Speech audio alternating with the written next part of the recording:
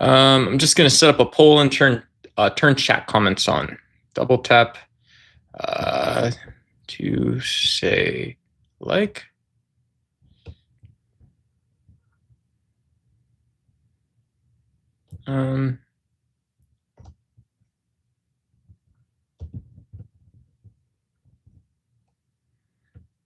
Cool. Happy Sunday, everybody. I don't know. I saw some trade deals and stuff in the news with Donald Trump. But yeah, I was going to open up the news and see what's going on, see what's new. Yeah, I had a good weekend. I had a very lazy day today. I didn't know what I was supposed to be doing, but so here we are. But yeah, it looks like reporters are saying that Donald Trump's trade deal was badly needed. I feel like that's one of the things, if you're a president, you're always rushing into policy, always rushing to understand these large swaths of earth. And for Donald Trump, he just had skyscrapers before. So, I don't know. Not very funny, but when you have reporters telling you what you just did, that is kind of funny. Anyways, let's see. It looks like Arkansas State's got some bad stuff going on. Those not feel-good stories. The opposite of the feel-good stories are always crime stories. I don't think we're usually supposed to say that crime is a happy affair. Maybe if a clown store got robbed, Party City or something. Police say there was a break-in, there was confetti everywhere, and then the robbers just left with the cash. No problem. No harm done, folks. No harm done. But yeah, feel free to come say hi in chat or whatever. You can, if you're not a big chatter, you can tap the hi button. I'll just say hi, or no need. But yeah, if you guys want to do discussions, debates, just chill stream stuff, if you guys want to do more a cappella singing karaoke stuff, that's kind of fun. But in any case, we'll just see what's going on in the news and stuff too. Looks like Reuters has an update on Thailand and Cambodia. So if you're a big follower of geopolitics, you say your domestic politics just aren't good enough. Maybe it is the case that Thailand and Cambodia, this will be a good one for us. It is global, but if you go to Thailand and Cambodia and you say, I like geopolitics, they'll say, well, why are you studying us? Another funny joke. You get it? I did see, I think Israel's ambassador to the UN, I think I saw him talking earlier about the famine and crisis in Gaza. And it looks like WAPO just put out a new story on that. So folks that have been following Israel and Palestine, if you guys want to have a discussion or conversation about that stuff, we don't have to fight about it. I don't know. We can just keep doing comedy too. I don't really want to touch a famine in terms of comedy. But yeah, everything else. We can make fun of trade deals. We can make fun of Trump in the EU a little bit. We'll try to be respectful. I didn't hear about that. I don't know if you guys heard that apparently there was a mass stabbing event in Traverse City. We'll leave that one be. No big deal. Let's go to, speaking of no big deal, let's go to BBC real quick. Sorry. BBC's got a lot of great news. They make fair asks. They ask you to give them $1. I would get a subscription, see whatever premium editorial stuff they have later. They go to the effort to do it. But if I can give them nothing and read the not premium stuff, then I can just say it's BBC. It's premium news, right? But yeah.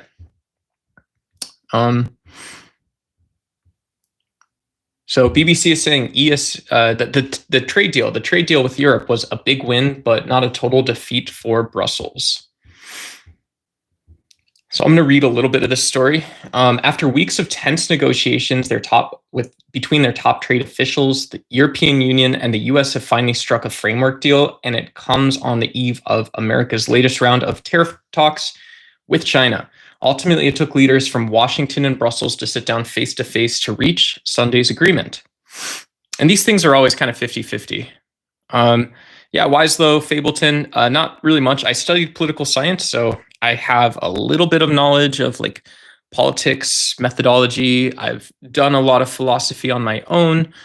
But yeah, happy to try to talk about anything or be moderately entertaining or funny. But yeah, when you have these agreements, you're always going to have half the table on either side in Washington or Brussels who aren't happy about what turned out. You might have more than half that aren't happy. In politics, sometimes no one's happy, and it still turned out that way. So yeah.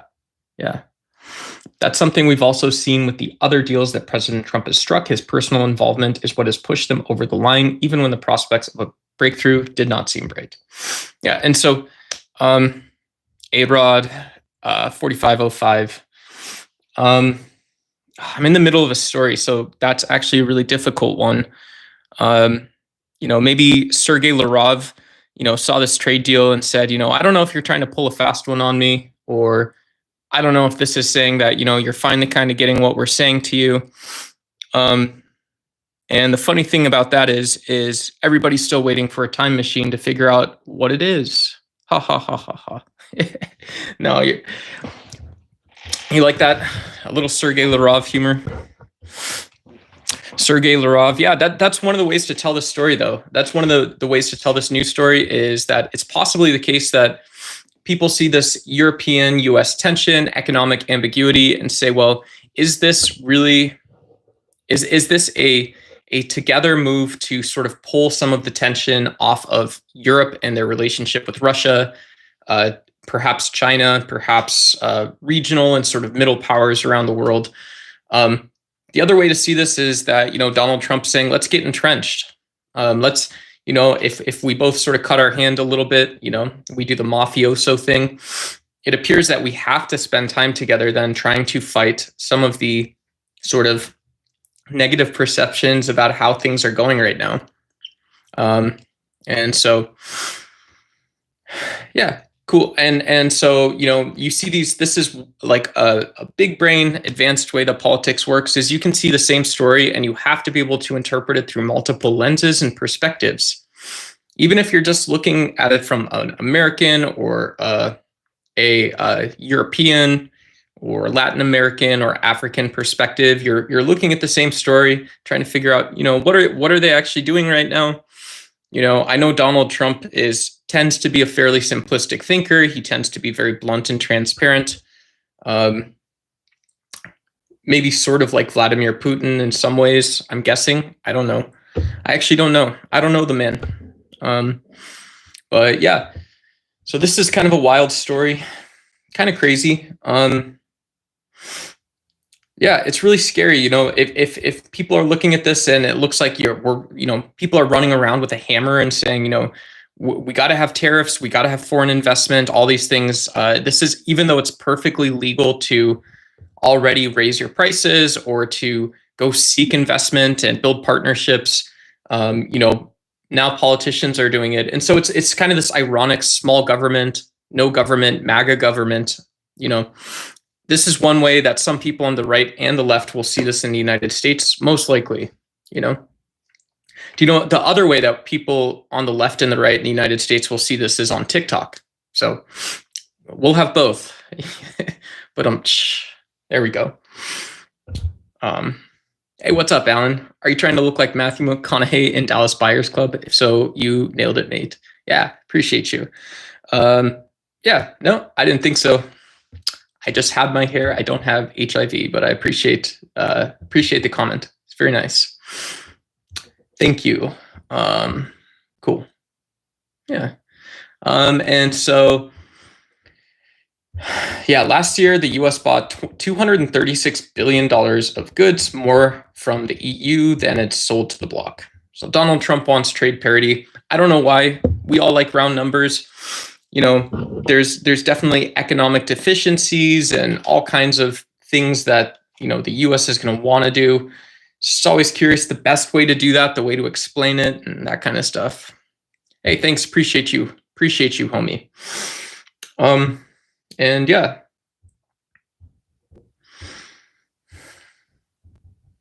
Yeah. And so this sort of aligns with a theory from Samuel Huntington. He wrote a book called Clash of Civilizations. He was a very famous Harvard professor.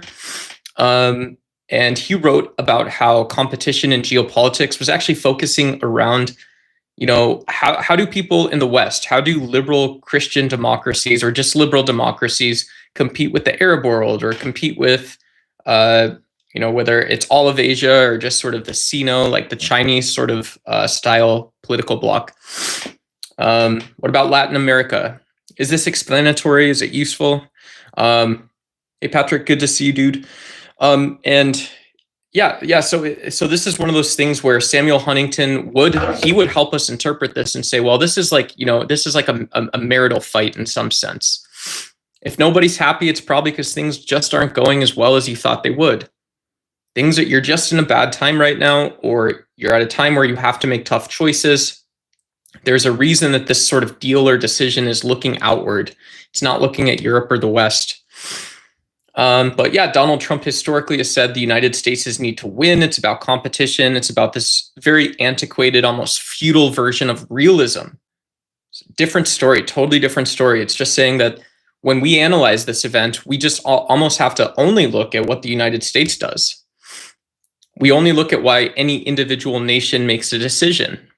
And so maybe it matters to some extent or a lesser extent why Europe and the EU decided to, say yes to pushing so much more cash into the United States. It is cash. It's not the rarest of political resources. It's also weird to have it be leveraged like this. It's weird that this is the process that was followed, and it was the United States and the EU. We're going to buy your oil. We're going to open up a couple factories or whatever it is. There's going to be little Fiats driving around in the United States or something. Some Alfa Romeos or something. Who knows?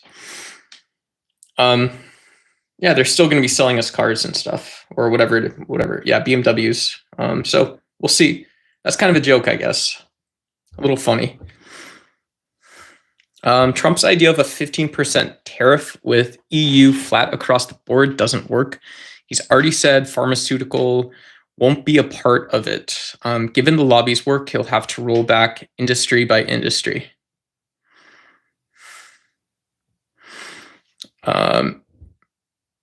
From Mike Cox Smalls. Cool. Oh, cool. That's funny.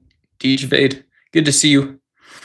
Shut up and quit being a baby, bro. Act like he's him. Yeah, that's cool. Yeah. 15% tariff. It is weird when there's, I might not fully understand. I agree with you. It doesn't work. But yeah, and I understand, what I do understand and what chat you guys can understand from Alan's comment, just a couple spots up, is that, yeah, you can picture you're going to actually explain to CEOs, explain to central bankers, people that are telling you how risky your economy is and stuff. Like, you're explaining to the people running companies that now you have to pay a tariff. Now you have to pay a tariff, and here's how we view it. How do you view it? That's not like a useful, productive conversation most of the time. Especially in the EU, where they're already concerned with energy. Really optimistic people might say they're always talking about sustainability, energy independence, sort of these green initiatives and stuff like that. Like the Davos meeting. I think where is Davos? Where is in Switzerland. So like the Davos of the World Economic Forum. A lot of anti-globalist sort of conspiracy theories rest around this. In reality, a lot of times they talk about like what sustainable funds are doing. They talk about what sustainable financing might be available, what sort of initiatives and projects seem sort of attractive to different people right now. And so when are the reparations going to get sent out? Yeah, in the US, Daniel, we typically do tax returns. Usually it's when taxes, it's not reparations, but if you overpay on your taxes each year, that's usually what happens. I have BBC up, Elijah Faringer. Yeah, I got BBC up, so we're looking at stuff and we're just hanging out and talking and all that stuff. Having a good time. I'm just getting it off of Google. Yeah, that's right. Yeah, very good. Yeah, this might be on Wikipedia one day, right? I'd be surprised if somebody hasn't already made a Wikipedia article. So yeah, but yeah, not Google, BBC first. So BBC and then hey, what's up, Hypersonic? Yeah, cool. Yeah. So interesting stuff on the tariffs. The other big one was Japan. So we have two tariff stories, folks. Two tariff stories. A tale of two tariffs. And this is, Trump will say this isn't tariffs. It's selling U.S. energy reserves. It's doing all this other crap, which doesn't make any sense. Not really, but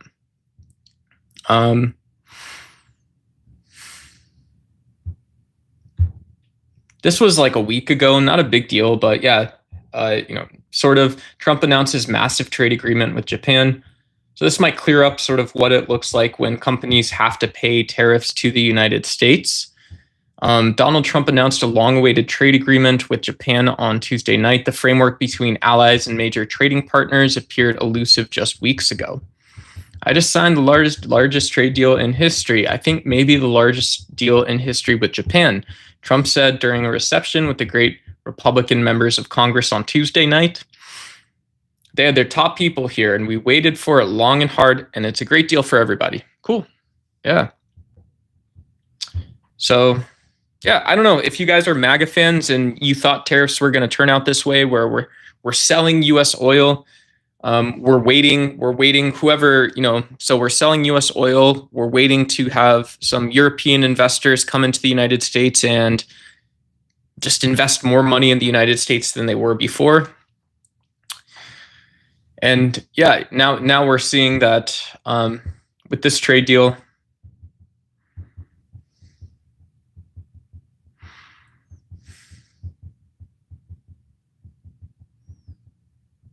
And yeah, it means that so Japanese auto manufacturers will be paying 15% tariffs, which is lower than other foreign cars. And so a lot of just nonsensical stuff. I don't know what it's based on, but yeah. Yeah, Alan, in the United States, sometimes you go to places like Trader Joe's and they charge you 5 cents for plastic bags and stuff like that. So, you're talking about sustainability taxes. And so, yeah, you just got to have burlap bags going into that sort of conversation. But yeah. Yeah, I appreciate you, Elijah. That's a good sentiment. Yeah. Yeah, I think just with these taxes and stuff like that, this is a result of Donald Trump not talking about priorities for the last however long. Now you have some trade schema that I don't think anyone really totally understands. People will obviously theorize about why because they have to. And yeah, it's probably just again because since I've got Donald Trump's book right here, it's been since 2015, so that's almost a decade that he's been lying to people. He's very popular all over the world. He's very well known. Hey, thanks, June. Appreciate you. That's cool. Yeah, Bob's right. Bob's right about a lot of stuff. He's right about plastic bags too. I want to know Bob's plastic bag policy. Bob is the God mod here. No offense to theists. If any of you folks are from Abrahamic religions, I'm a secular atheist or whatever, but I'm a former Roman Catholic, so respect to all of you all as well. We're all welcome. Am I a Trump supporter? Yeah, when I understand what Donald Trump is doing, if he's doing something presidential, cool. I didn't vote for Donald Trump. I don't believe in. I believe that the Republican Party and the Democrats had decent platforms before. It was fun to fight about stuff. It was all right. You always had to sort of have an opinion once we fought about stuff. If you want to have an opinion, you don't have to. No worries. Yeah, see, Dan Fries is kind of speaking truth to power. And we got Alicia here. What's up? Good to see you again, homie. I don't think we've thrown enough tea in the bay in the last 50 years. I vote this time we throw coffee. Ha ha ha ha ha. Ha ha. No, if Alicia ever runs for any Republican office or or libertarian office or whatever it is, I'll I'll be your campaign manager or something. I'll be your social media voice. I'll get some aloe vera. Alicia only wants what's best for America. Have you ever wondered why the United States has gone so downhill? Maybe you need more of the panhandle for you. Something, whatever. Beta, what's up, Crickwater? Good to see you. Hypersonic. Gang. What's up? That's a fun, I don't know if that's a reference to hypersonic missiles, but my friend, yesterday I went on like my buddy, one of my friends, she's a Twitch streamer. I went on her, on her IRL stream or whatever. And yeah, this other guy just up on the panel, he had a shirt on that was like Lockheed Martin, Raytheon, Boeing. But yeah, he's a former military dude. So those guys all know the big defense contractors. I'm not totally like that, but yeah, please give me advice for developing my English. Yeah, I don't know. I don't speak a second language. Yeah, feel free to hang out. Salahuddin Al-Hashimi Aloui. Yeah, feel free to hang out. I'll try to speak clear English.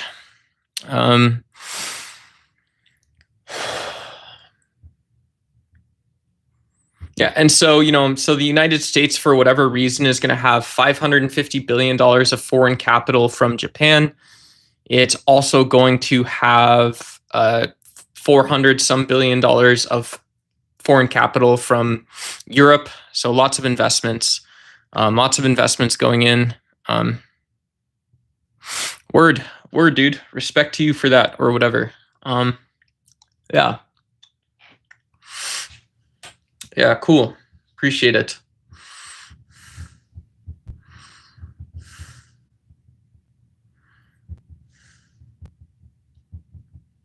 The share of American rice imports may increase under the current agricultural trade framework, while stressing the agreement would not sacrifice Japanese agriculture. Yeah, for me and my family, I would say, if we're talking about voting decisions or whatever, if we had any depth to the conversation, I still think sustainability in agriculture, I still think understanding how local food supply chains work, as well as how there's sort of fair trade agreements, fair access, it plays a strong role in society. And yeah, it's not made unethical just because it's so important. Those would be my own personal priorities. Yeah, those would be my values, is that like, just say what it actually is, dude. No offense, but both sides previously. Yeah, so, it sounds like both Japan and the United States, as well as the United States and Europe, sometimes simple judgments are best, and so if you guys are in MAGA and you want to, or you believe in Donald Trump, you're a Republican voter, you're a fiscal conservative, if you're social conservatism has nothing to do with this, but yeah, if you're an economic sort of neoconservative a little bit or whatever it is, you're okay with a little bit of protectionism and you believe in the tariffs, right? The opposite side is you believe in free trade, or you believe in sort of the systems that we use to stay peaceful. If you want to debate or comment or anything on this, here's an argument is, well, simple is simple. I'm hearing from CNN and BBC, reputable sources, that people in Japan and on the US are a little frustrated. It was a tense negotiation. It wasn't a very good deal, like Donald Trump said. People in Europe and the United States on the same thing. Wasn't a very good deal. Donald Trump says it is. So it sounds like it was just a bad deal, and it sounds like it's because this is an example of US economic aggression. So maybe it's the case that it's just not a good deal. Simple, the fact that people are upset about it is just the answer of what it is. Abe Dinkus, what's up? How are thou? I'm good. How are you? The population is always going to grow. And when the population doubles in a boom rate, prices will naturally get higher. It's a natural, like the weather. Yeah, inflation is crazy, right? Even just those natural rates of inflation. And then we can see price increases based on abnormalities in the market or something like that. So always crazy stuff a little bit. Yeah, it's a good point. And yeah.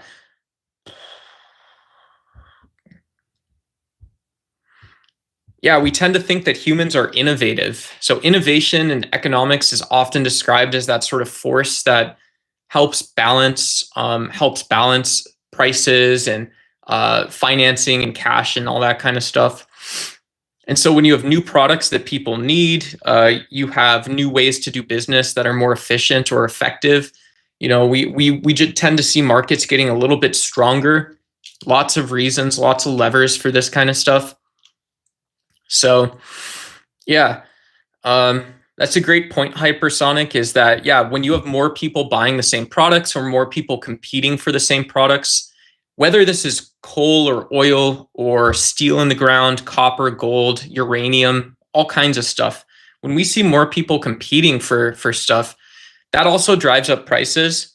The supply can't really increase that much. It shouldn't. And so, it's always very political. For some people, it's a moral or ethical question, and it's also obviously very economic.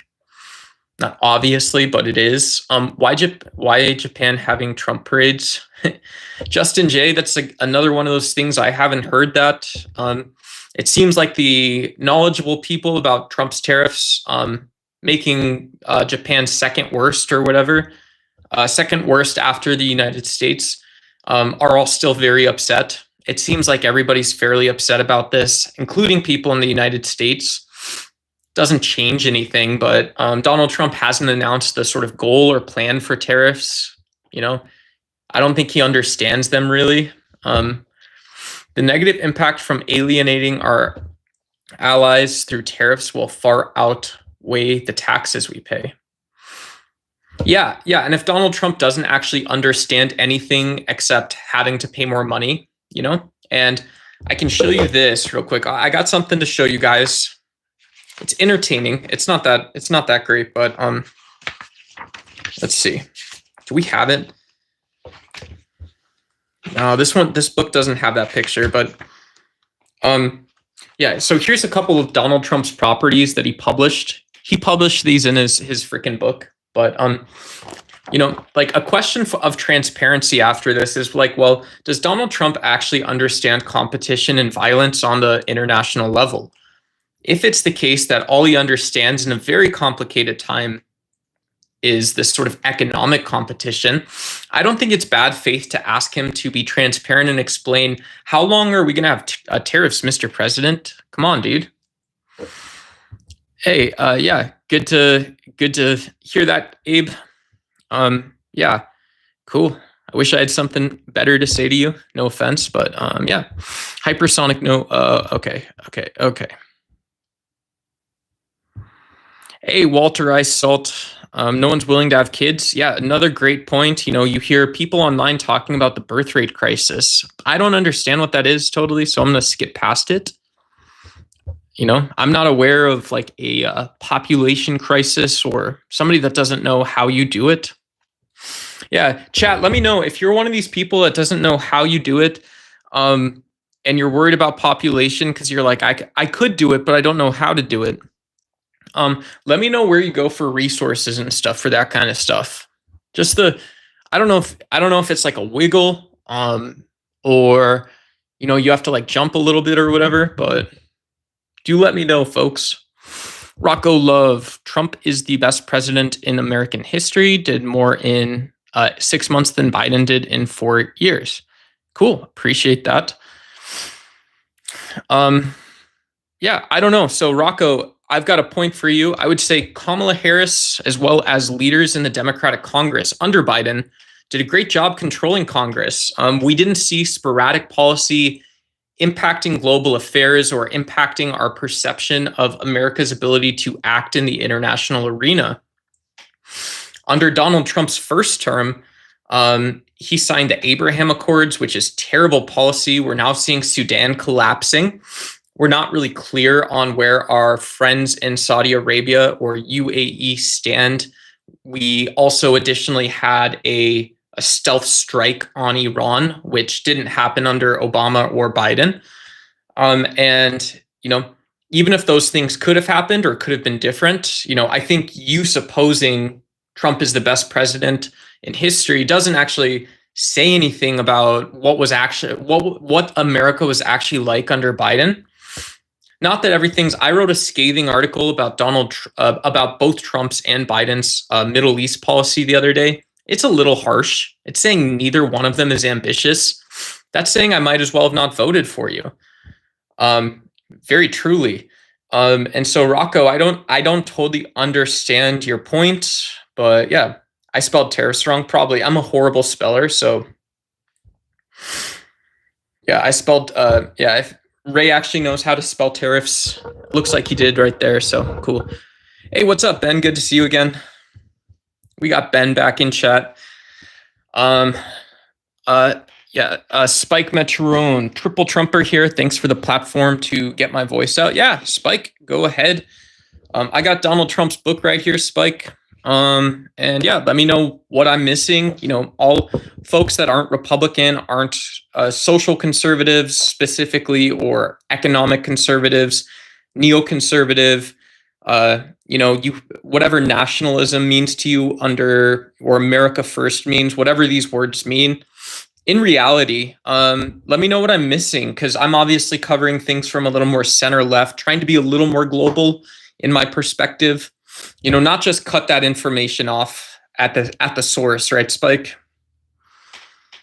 GG, my question is, how could Israel possibly benefit from the tariffs? Any ideas? I'm not quite educated in that field. Yeah, if anything, I don't know specifically about tariffs, right? I explained a little bit about how there's a couple different ways. I'm not going to go, you can go back and watch the stream later, GG. By the way, if you want to double tap to like and subscribe, please do that. I did walk through how a little bit how neo-realists, realists, some people thinking in terms of ideology are talking about tariffs and how they might start to answer that question. I think more relevant is if Donald Trump has this Abraham Accords idea where you shake hands, you tell people who are already Jewish or Muslim to be better Jews and Muslims. Israel benefits because Israel has more power. They're a great power in a region without many great powers. So they have nuclear weapons. They have a fairly capable signals intelligence and traditional kinetic, land, air, sea military.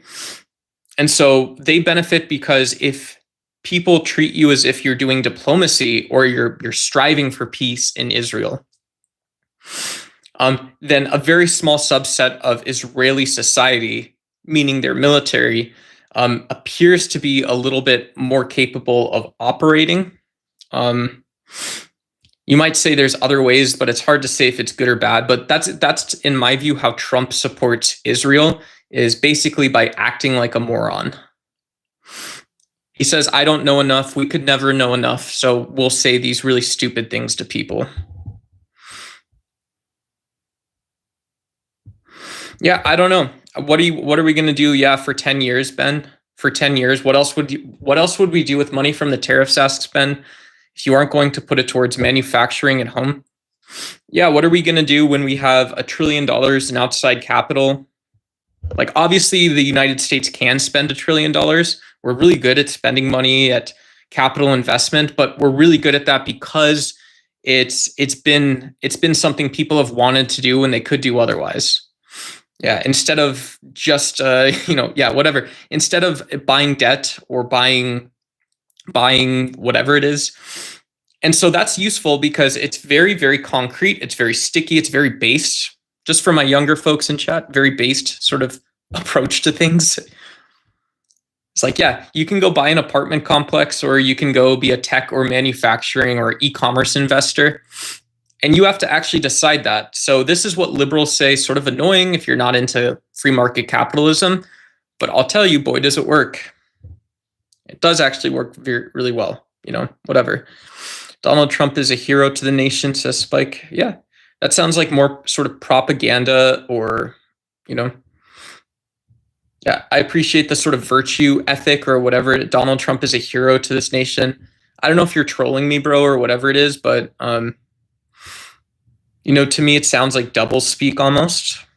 Like you're asking me to not to respond to it. I see the message, but I don't know what to think about it. So scrape the Chip Act, but Micron is still building its chip manufacturing plant. Yeah, that's cool.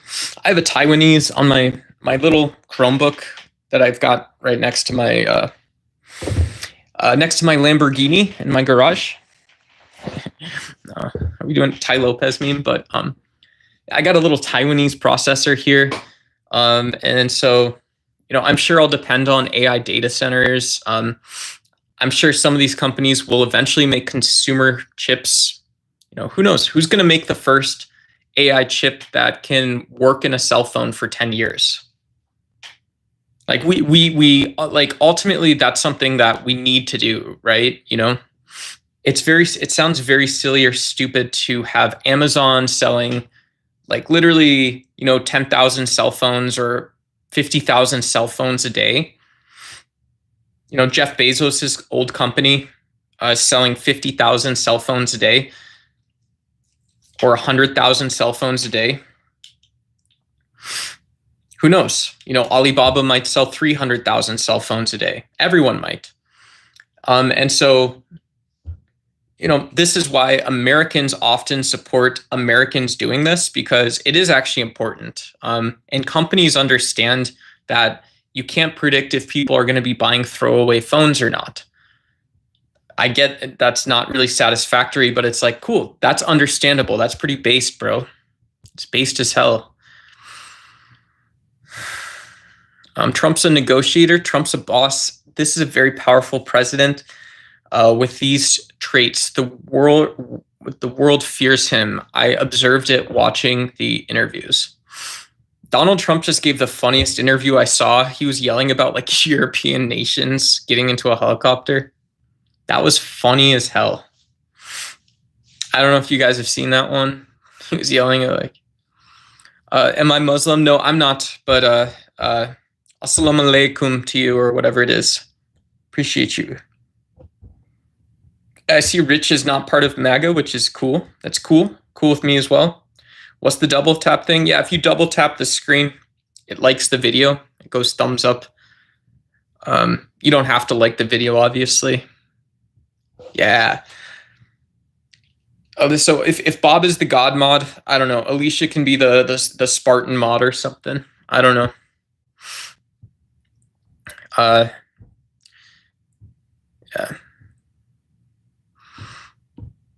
Yeah. Yeah, it sounds like some people are really mad at MAGA. Yeah, I don't blame anyone. If I'm sitting outside of the arena a little bit while I'm streaming, if I'm not doing a debate right now or whatever it is, if I'm stuck in my musty old book racks and stuff like that. Yeah. This is the genocide MAGA defense channel. Joe, yeah, I don't know if you guys want to argue or debate about MAGA instead of just trying to understand go issue by issue by issue, whatever you want to actually do, feel free to let me know. You're not going to get me to try and be disinclusive or recreate the same sort of hate-based environment that MAGA built online. I'm not going to do that. You can go do that, Joe. You can stay here too. But you can also go. I don't care. Damned wokester. There's nothing to debate. If you think Biden and the Democrats are corrupt while openly voting for Trump and his administration's open competition, then you are lying to yourself. Yeah. Trying to understand those sort of subjective emotional drivers that Donald Trump has baked and built into our political system, where it's like I can find a justification for something. I never actually invite people to, climb up the ladder, get on, hey, Bob, why don't you get on the top of the roof there and look down? Tell me how my truck's looking. Hey, Bob, tell me what you see from way up there, So I haven't, as someone with a college education, not that I have a superiority complex. I don't think I do. I could, but I haven't heard a debate or discussion I can participate in from MAGA since Donald Trump has started running. It's been since the Tea Party. It's been xenophobic, hateful rhetoric, which in no way resembles reality. So we can still talk about what I would think the politics mean, even if I see this as almost like a jagged streak of paint or something like that, and I'm like a little disgusted by it at first, I can still try to say, I can interpret the events as this person is narrating their version of whatever reality is. Maybe it is the case that I am crazy and that 99% of what you're actually saying about the world is from outside of is just what the world is like. It's not from outside of the world coming in. Where does this come from? Where do you get this idea that Europe wants to invest $400 billion in the United States, or they're going to sit there and tolerate it? Where did you get that idea? Very dangerous, Mr. President. Israel is the second strongest army in the world. I don't think that's true. Israel can't even announce to people what sort of nuclear capabilities they have, so that's already not the second strongest army in the world. It's probably China or India, most likely. Not like Europe as a whole might be the second strongest army. It's probably China, India, or Russia.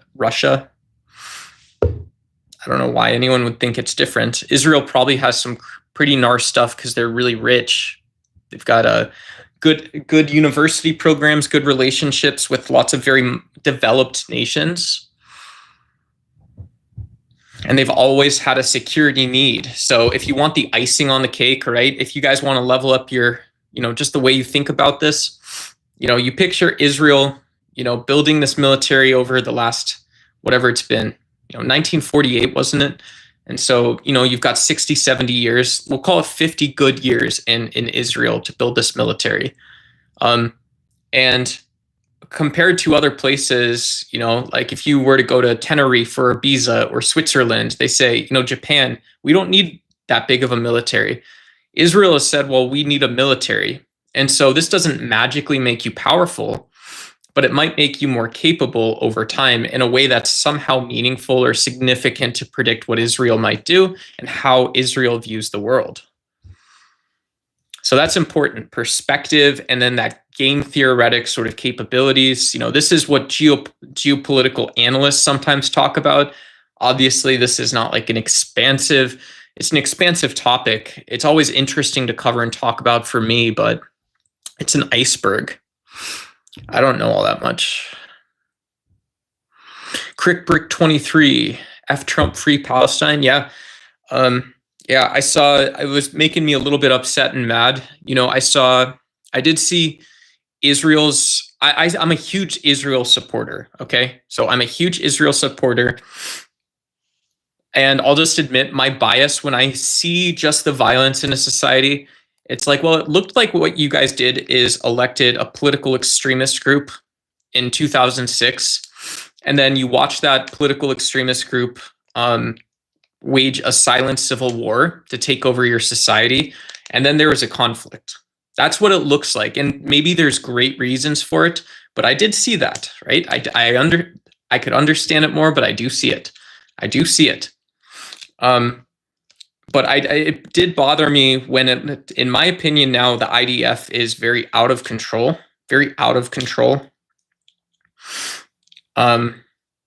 Yeah.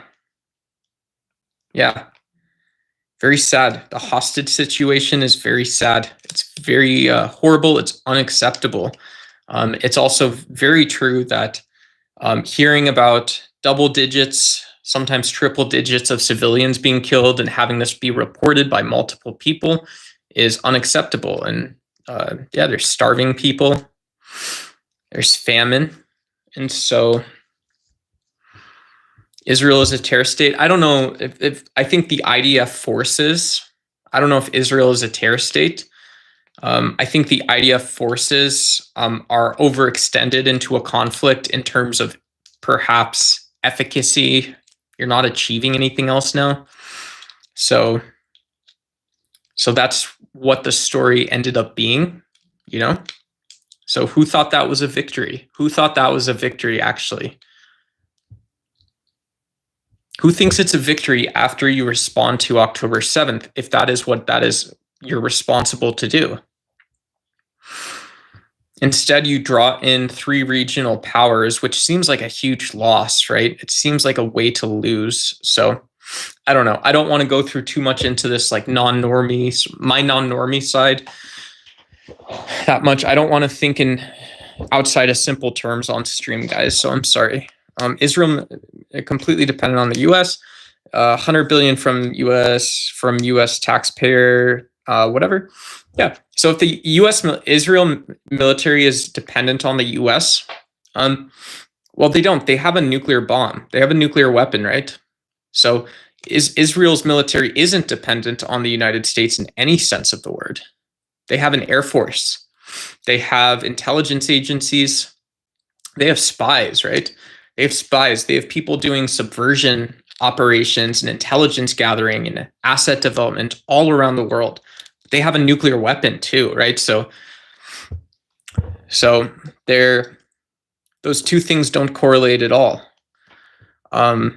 which I don't invite you to think about, but it's just not a good way to say that. Yeah, so not a good way to say it. I don't know if I could say it, but 100 billion from U.S. taxpayers. Tariffs don't come from other countries. Cool. Dang, you guys are way outpacing me. Hey, what's up, Libertarian Opinion? Good to see you, and Hassan.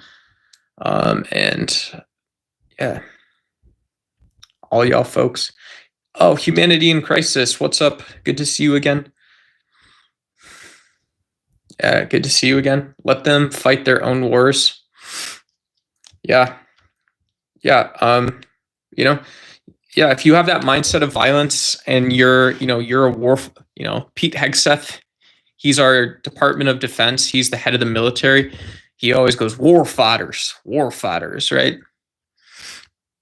And so it's always like asking sort of, well, if you are a war fighter or if you're a general, you're high ranking in the military and you have access to politicians and to Washington, shouldn't you be the one that's asking when and why and how we go to war and fight? What does not normal actually look like if not normal means anything? What is not normal then? So,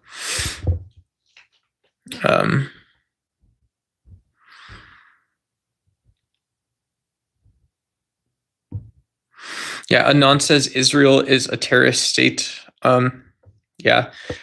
I would talk about that some other time. If anybody has opinions about balancing this idea that you have the IDF, you maybe have an incompetent government. Maybe you have a government who's biased towards these regional security complexes, which basically means Israel and anyone who will support Israel. We're strong enough to do it ourselves, and therefore it is the same thing as if we had partners in the region. And then you also have the famine and what appears to be looking more and more like people are describing it as a genocide in Gaza. You have what doesn't seem to be security on food sites. And so it isn't clear if this is part of the strategy, in which case this would be a genocide, or if this is, whatever it is, would start looking closer to a genocide, right? Start looking like that, I guess, or whatever. Who knows?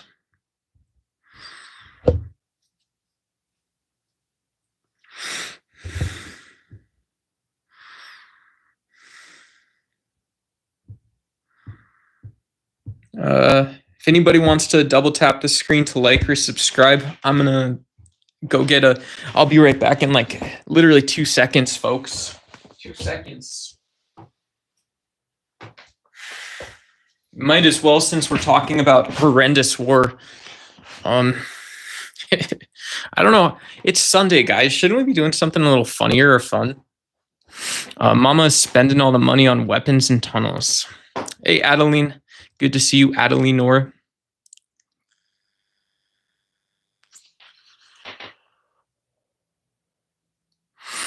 A libertarian opinion. Yeah, I should start doing more libertarian stuff. You look like Scotty. I don't know if you're Scotty, but You look like this guy that was actually on. I sometimes use the Restream Studio to do open panels and stuff like this. But yeah. Yeah, Sunday fun day, that's for sure. That's for sure, folks. I don't know. Yeah. I can look up news stories and that's it. And sing Alabama, Arkansas. I do love my mom and pa, not the way that I do love you. And holy moly, me oh my, you're the apple of my eye. I've never loved someone like you. Ah, home. Let me go home. Home is wherever I'm with you. I got a debate for y'all. Cameron McManus, I don't know what you're asking. Now, the last time I smoked weed or marijuana or whatever was like 4 years ago. I was at a wedding in California. Yeah, it was like Santa Monica or somewhere around that area. Not Santa Barbara. It was Santa Monica though. And yeah, I got a beer with my cousin, or San Diego. Yeah, because I got a beer with my cousin at one of like the really big breweries. I forgot what it was called. But yeah, and so we went to the dispensary, and I guarantee you it was didn't seem to be like that. Like the Avid Bros. I don't know who the Avid Bros are, y'all. Yeah, I can't. I wish if I could do let me see what the options are. Hide live video, create highlight. No, on YouTube, without a streaming software, you can't do a call-in directly. You have to set it up to be a call-in before the stream starts. So yeah. Anyways, it would be fun. I don't know. I don't really want to, yeah, whatever. Yeah.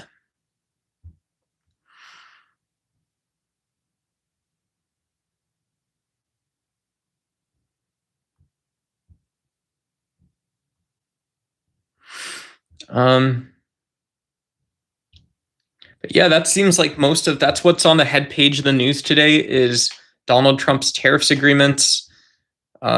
This seems to be a pretty stressful situation, and there's stories about malnutrition in Gaza, and the WHO warns as aid airdrops resume. And yeah, the ancient site that has become the political flashpoint for India. Oh, Thailand and Cambodia.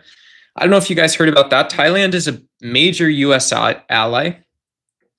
Cambodia is a very small country. They've had a good last couple years, though. Cambodia has been growing in the last couple of years. Very beautiful country. Not only religious sites, but a fast-growing economy. Healthy growth over the last 5-10 years or so. And yeah, they've been sparring, which isn't good. They both have jets. They both have troops on the borders. So this is something that when you look at like security studies or analysts around the world, they might look at and say, well, you already have the ingredients to fight. All you have to do is fire the first shot. And so usually there's not a great reason to fight over small things or dumb things, whatever it is. Who knows why it would actually happen? What's so bad? But, both sides killed about 10 or a dozen of the other side about a week ago.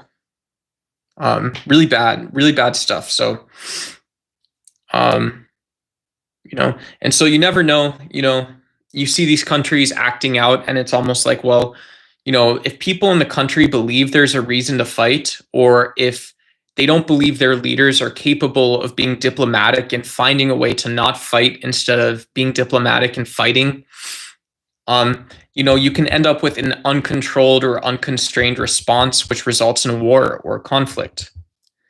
So we'll see. Some people will probably classify Thailand and Cambodia of actually having been to war with each other in 2025. So we'll see another Wikipedia article pop up. Right now BBC is saying that there's a delegation, there's talks going on, but we'll probably see if these talks are successful and however they decide to work that out. However they decide they can work that out and become happy with the solution. consider whatever it is that we're considering at this moment. We'll see a Wikipedia article about the Thai-Cambodian War and how U.S. supplied airplanes bombed Cambodia again, and how Cambodia, funneled Chinese money into their military in order to strike back at Thailand. But Thailand's considered more powerful. Cambodia would probably need to be minorly supported. But yeah, it's just always a curious question how this stuff sort of pans out, plays out, and why. I don't know. On Sunday, U.S. President Donald Trump said he told the leaders of both countries there will be no talks on reducing the 36% trade tariffs that he has imposed on them unless they ended the fighting. End the fighting, okay? Yeah, and so to me, this is also a really stupid response. If you have leverage to do that and it's actually that simple, that's very cool. But if you're just burying or obfuscating issues that exist, imperfections, and if you never cared in the first place, there's really no traction of discussions or conversations in the region, nothing that meaningful. Not really. And, this is what we can do now as a president, or, if your prime minister comes to visit, we're going to have a good conversation. We'll talk about the reasons we fight, why we don't. And, who knows, we'll stop it there. But, this sounds like the Abraham Accords as well, Well, if you're Jewish and if you're Muslim, you have to consider what it's like to not be Jewish and be Muslim and be your neighbor, or to not be Muslim and to be Jewish and be your neighbor. You have to consider it, really. And, I'll show you, when I go to Scotland, I'll send you pictures of the golf course I built. And I know you've got people in your country that really love this golf stuff. And boy, I'll tell you, in the US, we sure do love it. That's not how that works, actually, at all. That isn't how that works. We do have people in the US who love golf courses. We do. But they love golf courses because they're former athletes, or because, I don't know, real estate developers or something. Who knows?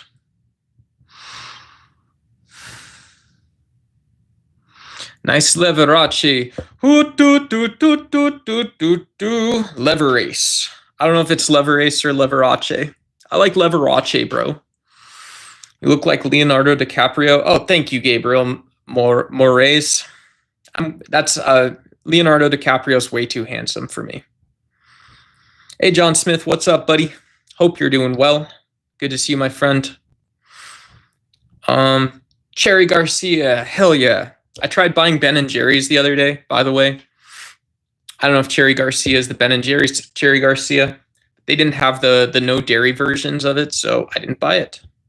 That's how that works.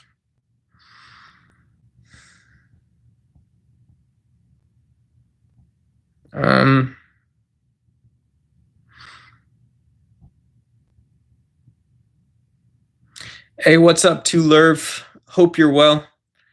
Yeah. I used to drink a bit. I hope you're having a fun night, though. Hope you're having a good night and all that stuff. Yeah. Good to see you, Ducks Live. I'm doing my FFDP. Stay magical and use the force. Cool. Yeah. Thanks, One Big Pond. Appreciate that. Total bummer. Yeah. It was like 10 a.m. or like 10 p.m. It was after the grocery stores closed. So I walked up to the Circle K. And I was going to, it's kind of lucky. I was going to spend $8 on ice cream, which would have been very stupid because I don't have $8 to spend. I don't have $8 to spend on anything. I can look up shit for free online or whatever, but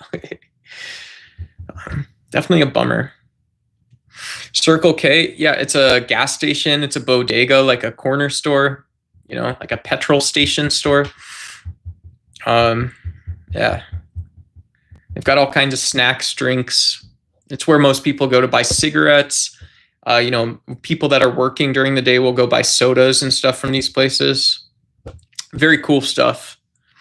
Y'all some bums. Oh, what's up, the king? I know you want to double tap that screen, like and subscribe, my friend.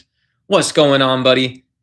The king is the king in the chat. You guys can't see, he got auto-moderated, but he, she, they's going to like that stream. Mm-hmm. Do you know the number one rule of the streets? Is that if money's dripping, that means you ain't catching it. If you see it, you're not catching it. What's up, Stefan Patrick? Go ahead, like that stream, double tap, subscribe to DuxY. And just a real quick self-plug for folks, not to be really annoying in YouTube, but I do have a debate tomorrow night. If you check my channel history, the social media feature of posts on YouTube, I linked to the debate. It's going to be on a decently sized channel. You know, the Monday debates, you know, maybe there'll be 100 people in audience, between 80 and 100. It's been more busy recently, but I'll also be restreaming on the DuxY channel, just so there's an option up there. But yeah, I'm going to be arguing against the claim that masculinity is a positive force in politics. So I'll keep all of y'all in mind just a little bit. And yeah, definitely just a little bit. And yeah, anyone, Stefan, if you want to come to that debate as well, you can come next time, or this time for sure.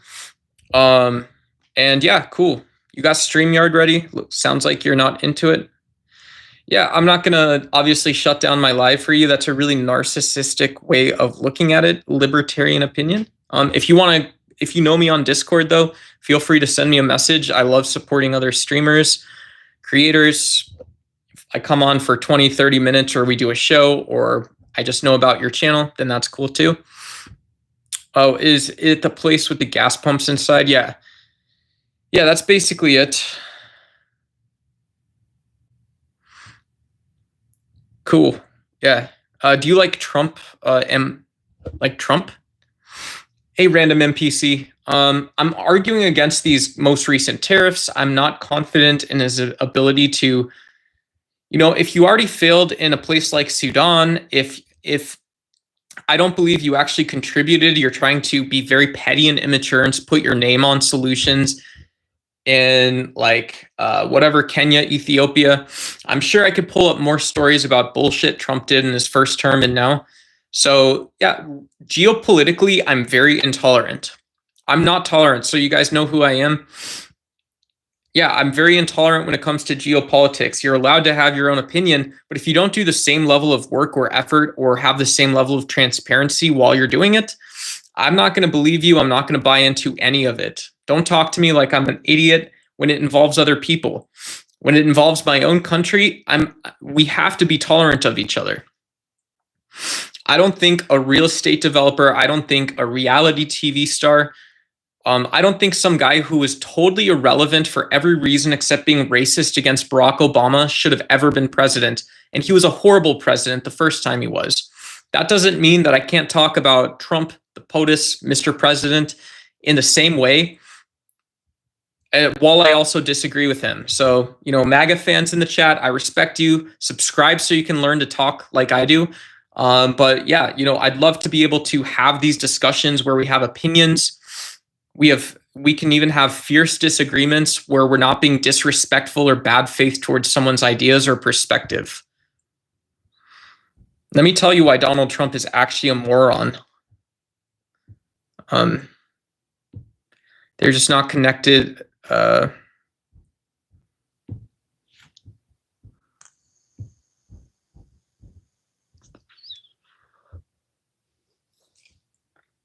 Yeah, technically the gas pumps are outside, so yeah, so they are outside. Yeah. But Duck, you are for or against Trump? Same answer. Yeah, I'm against. I'm neither of those, right? That's not a good question for me, so thank you. After y'all want to do, you want to do it after like tonight. I don't know. Send me a message on Discord. I've got my laptop up here. If you send it to me, I'll open up Discord so I see it. And depends what you're doing. See what else is going on. Yeah, like I said, I'm down to do a chat or whatever. Can be very chill and stuff, whatever. I'm cool with that. Hey, what's up, Paisley? Good to see you. Paperclip headphones. Hello, hello.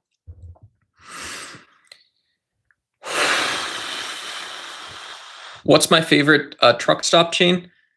Isn't it Giant? I think it's Giant. I don't remember. I don't know.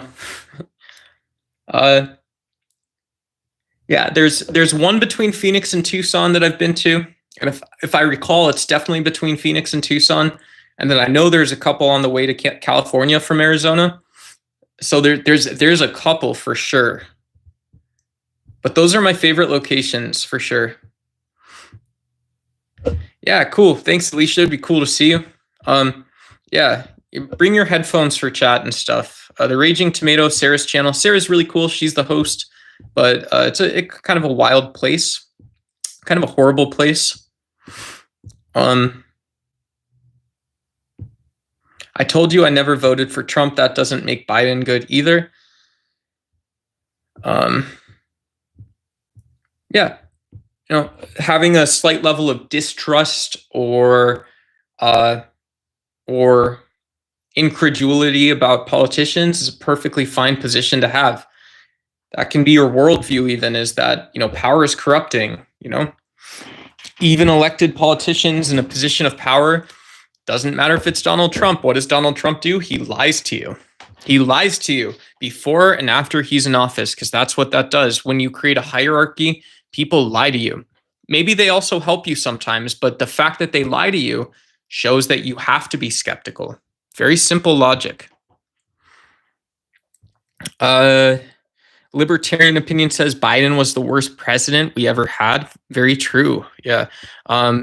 In your opinion, that's very true. So cool. Yeah. Trump is awesome. Yeah, he loves Biden. That's a great idea. What do you think? The world needs love in Jesus Christ.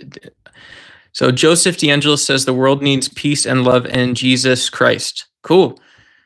Paisley Paperclip Headphone says, I think he did. Hey, it's your buddy Duck. Good to see everybody. Hope y'all are doing good. If you guys have any other breaking stories you want to cover, let me know. Yeah, this is a secular perspective open for folks who do want to bring either religious, spiritual, sort of philosophical or social idea into the fray. I'm not really sure that we're doing anything right now, but if you are interested in talking about politics, philosophy, double tap your screen to like. If you want to subscribe, we've grown by almost 500 subscribers this month, which is crazy. I don't want to grow super fast, but it's awesome having a chat and stuff like you guys. It's a lot of fun for me. Like yesterday, we were on for 4.5 hours. And I didn't once I one time thought about like, I'm going to hit the X, I'm going to close the stream. But yeah, it's like 100 times more bearable. 100 times more bearable to like have a fun conversation in earnest and honest, and to like talk about like whatever. I don't know. Talk about good topics. I'm going to put my Hawk Girl headphones on because I just had kind of a neurodivergent moment there. So there's no music or anything on, but it's self-soothing, folks. Let's go. Let's go full Hawk Girl for a second. What do you guys think? Do I look okay? Cool. Yeah, Donald Trump is a hero to the nation.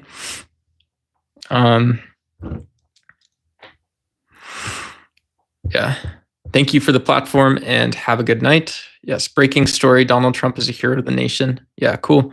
Yeah. It's, yeah. I don't know. I think, I'm not sure why it happened that we stopped talking about like just sort of base political issues. I think there's people that even in like the IRL or debate stream style do that kind of stuff. I recently subscribed to Straighterade. I think her real name's Erin. She's kind of cool, covers a lot of those stories in a common sense way.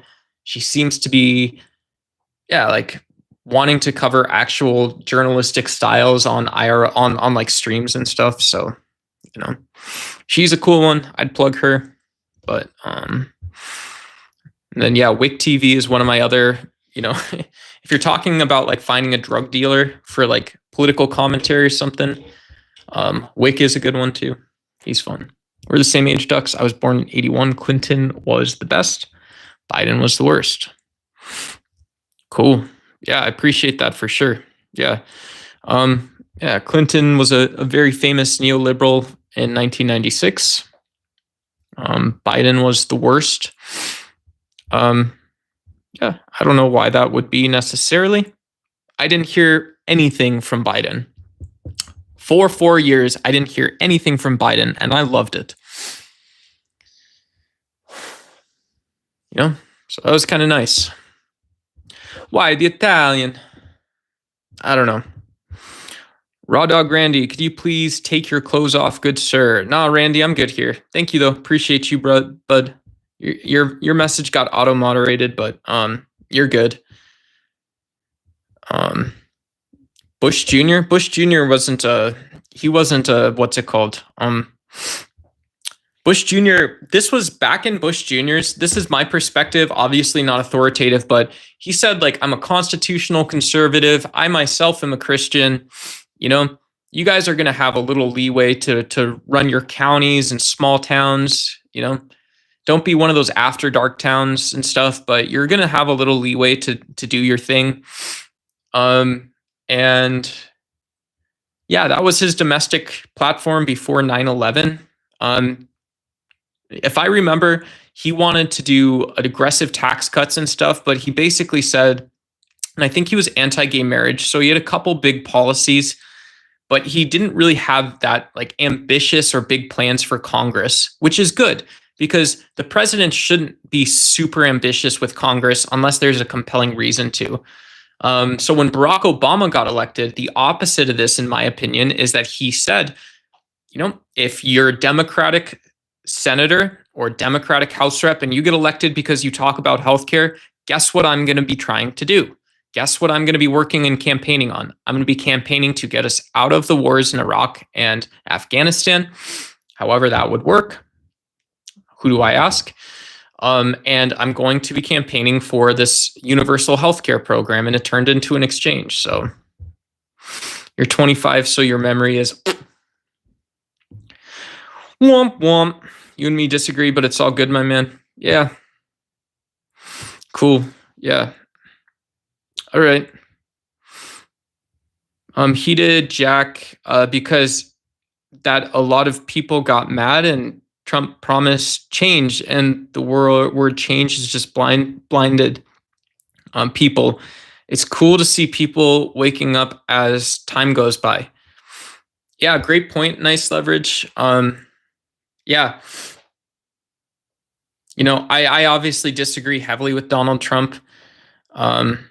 And yeah, you know, being able to create these very small arguments, you know, and kind of carry those around with you while you're going to campaign. You know, me too. So that is, you know, one of my best friends in the world, actually. One of my best friends, you know, wanted to run for like, you know, city council or whatever it was. And like, yeah, it's crazy. You know, in small politics, you can go around, campaign a lot, meet a lot of people, even for small political races sometimes. And it's crazy because a lot of times it's just understanding procedurally what you can do and where you can punch up and hit harder, where you can go and actually do more. And Donald Trump just did that latter part, it seems. It seems like he didn't go around and meet people, actually. But that's, you know, when I'm actually thinking about going and getting groceries and stuff like that, or how am I going to find my next job, right? I'm unemployed right now. How would I find a job right now? Or like, you know, whatever. Yeah, it's just grocery shopping or buying clothes or something. It's like, you know, are you actually going to help me with that? You're not. So why are you talking to me like we're friends? That doesn't make that much sense. Not really, but so why go in there in the first place? Philo Wanderer, weirdly how I just randomly bump into you here from, oh, what's up, Philo Wanderer? Yeah, hell yeah, predictive history is very cool. I keep getting banned from President Sunday's live streams, so, but yeah, I haven't been on predictive history. Hopefully, boys and anyone else in those VCs are doing well. Yeah. Big fan of all those folks. Great mod team over on predictive history. But yeah, predictive history's let me gang a little bit. Stick with me, patient folks, a little bit. If y'all got prefrontal cortexes, amygdalas, y'all got all the working ingredients working, I will drop a link in chat right now, based on seeing one of my close friends, my good friends from online.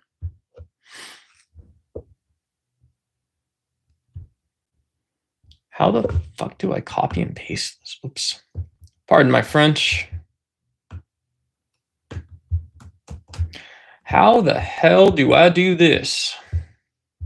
So if you guys are into geopolitics, I'm not going to advertise another channel too deeply, but if you're into geopolitics, you want to see how some people talk about this stuff. Whoops. If you're into geopolitics, you want this predictive history channel is very good.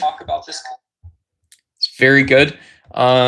Yeah, Professor Jang, the guy that hosts this channel, is very knowledgeable. There's a lot of really smart people that comment on videos and go to the Discord, really passionate people about discussing and learning. Not a weird place at all. It's a good place, I think. I've felt very supported in that community, so I'll just drop that one out there. Cool.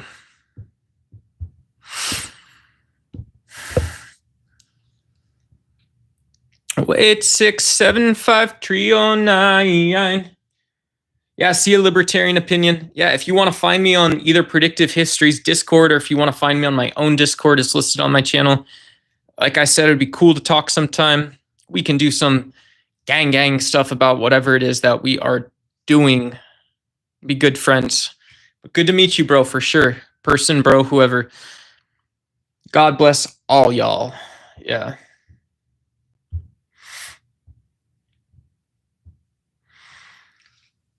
Oh my gosh.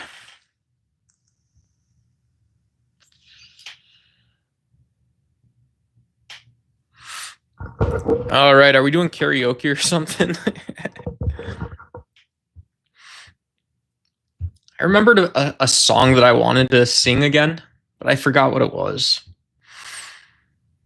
What about our sense of awe and wonder in politics? I wonder if what it actually is to have religious beliefs in politics.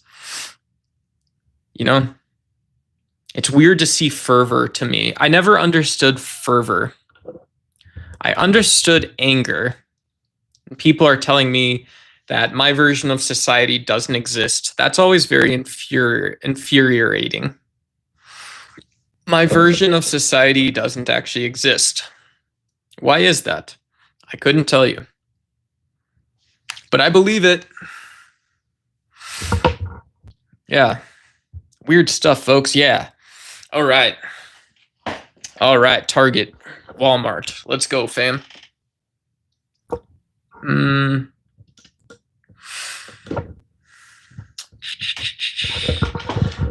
Y'all see me all right? I don't know. Yeah, but it's funny because like spirituality in neuroscience in the brain is almost like supposing that there's either meaning or purpose or some sort of external, eternal, or like non-time dependent cause. And so what that might look like in a very silly example is like, well, why do my glasses exist? And like a religious or spiritual answer to why I have these might be blue light, they might just be costume glasses. They're very silly. I got these for a Blippi costume, but if you know, you know. But I might say, well, oh, you know, like the person that designed them wanted you to look cool. You didn't have to spend a lot of money and you could look cool. That sounds like it's about the glasses, but it's really not, right? I'm not actually signifying or talking about the eyeglass maker. I'm not talking about the eyeglass creator. I'm saying that whoever like breathed life into these glasses in the real world wanted me to look cool for some reason. Now I'm a pretty cool guy. Yeah. Yeah. Those are all very good, like childlike lessons and stuff. because some people like to compete to be special. You have to learn what it means to compete or to be special in a society. Yeah, you have to learn what it's like to have a weird opinion or a worldview or something. And so, someone says that, well, why do these glasses actually exist? Not in the like, do you believe God or space exists? Do you believe the universe exists without God? Like, that doesn't mean anything. That's an argument. That's like what a child would say, actually. But like saying that someone created these glasses because they wanted you to look cool, and it's like, no, I'm not meaning subjectively. I'm not saying anything. I'm saying in reality, someone wanted to build a cheap pair of glasses, a physical thing, so you would look cool. You didn't have to spend a lot of your money. That's cool. You have money. You can look cool and not spend money. And oh, whoops. And so, yeah, so that's like spirituality and religion in a nutshell, is that, well, if we're talking about politics and Donald Trump wants to help your family, well, people said that about Adolf Hitler as well. People say that about Andrew Wilson on The Crucible. That guy is a nut job. He's a cartoon character, literally. People have all kinds of these religious, spiritual beliefs, and some of them are fine, because that's probably accurate, that I wouldn't have made glasses. I would have made something else if I didn't want someone to look cool or, whatever. Maybe it's BS, but that sounds pretty. There might be a reason why there's a deeper explanation or a narrative. There's a narrative about these glasses in the first place. There's a narrative, there's a story, there's something outside of the object itself. And so our brains naturally do this. There's a cumulus nimbus cloud that wants someone else to have water. They want someplace else to have water. They want you, I have to run fast after the cloud and lose water to get more water because that cloud wants me to have water, but it doesn't. It wants someplace else to have water. I don't know if that's what religion is actually about, but now I'm saying, well, my religious belief about the cumulus nimbus cloud or these glasses is, well, someone wants me to think about why looking cool and cheap glasses are better. No God, no spirituality or anything, no spirits. But, that cumulus nimbus cloud wants me to think, well, if someone else has water, I can't have water. So I have to be moral and ethical about where I am now to not chase after that rain cloud.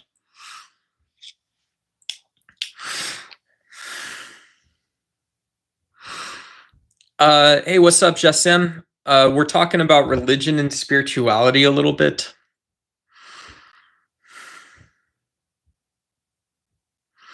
Hey, what up, Red Streams?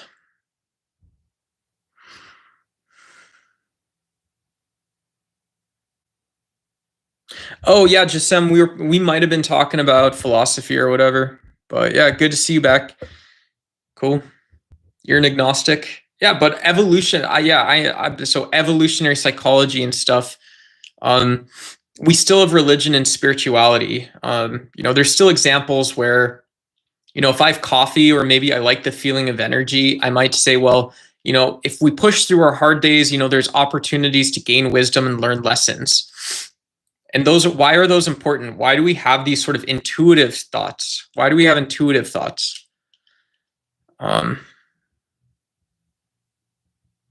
Did somebody say something inappropriate in chat? Libertarian opinion. What exactly is your version of the world, Ducky style? Stephen Winston? I don't know. That's a big question. Yeah.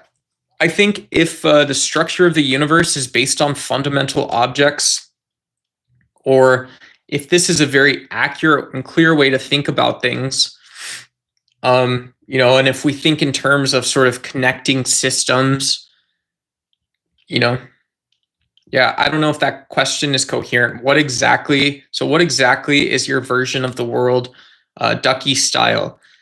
Yeah. If you want to say we live in a quantum universe, this is why some people say secular atheists don't have a coherent worldview. And yet at the same time, we see those quantum systems in some possible world, including our own, the actual world, behaving probabilistically. So behaving in a way that's coherent and consistent with the complexity we see around us. And so the simplest way of saying this is that, yeah, I believe secular atheism is the most coherent worldview. I don't know if it's a fair question to ask on this format of a stream, but also, my version of the world as well, you're also asking in a disingenuous manner, even unintentionally, you're saying your version, which is subjective, and then you're saying the world. So my subjective way of describing the objective world, this is like triggering neuron processes. Be like asking, well, so is Donald Trump a savior or a king? What would you say back to that? Say something smart back to, is Donald Trump a savior or the king? I'll be waiting for an answer. Stop trying to use big words to make yourself look important, douchebag. Yeah, you can get the fuck off my channel too. How about that? Yeah, that makes it way easier. If you're gonna send messages, you can just never come back here. That was easy. Are we debating, guys? What are we doing? Are we having a discussion or a conversation? I thought we were having fun. Sorry about that. Quantum computing is a reality now. Quantum science is real now. Hey, I'm with you, Jim Bio. Yeah, everybody hail and praise complexity and AI. Yeah, they built it to scale across even small to mid-sized computing centers. So AI is the new religion. Yeah. They built it with security in mind. Yeah, shout out to my comp sci folks. Shout out to developers, programmers, computer science, comp sci folks. Just comp sci though. No computer science. Just comp sci. Everybody with the US coding degree. Shout out to you guys. Shout out to everybody who's got a US coding degree in chat. No offense.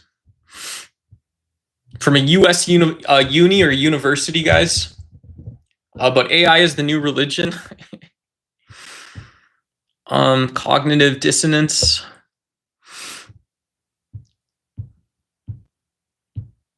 Oops. Trump is a human being like everyone. Yeah.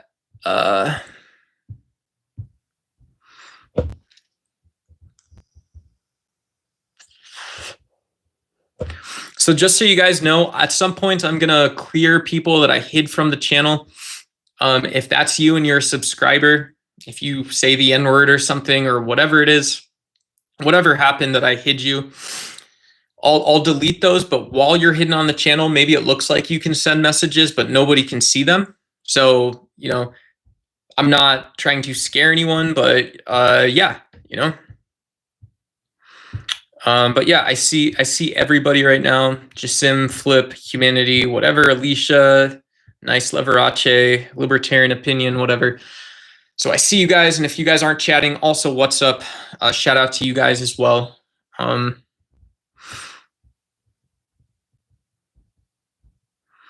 Atheists put faith in science instead of God. I tend to believe all people are driven by some kind of faith in theology.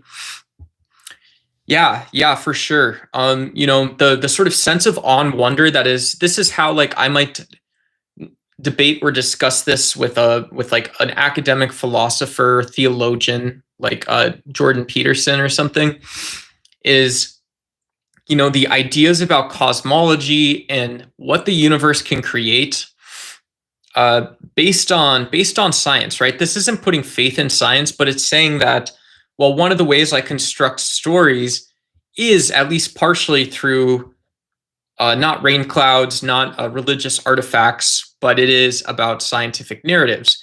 And there's a reason why these are accurate or why they're really not that accurate. Or if they're evidence and reasons to believe things in the world. And so, yeah, there's definitely a way to do this. I don't know that needs to be a bigger part, right? It's kind of intrapersonal. Some people might say, no, we share our faith and our belief in our religion with the world. And it's like, yeah, maybe we do. Maybe we just naturally do that as well, subconsciously. I don't know. That's why I don't go to church, obviously. Obviously. What is wrong with my teeth? But yeah.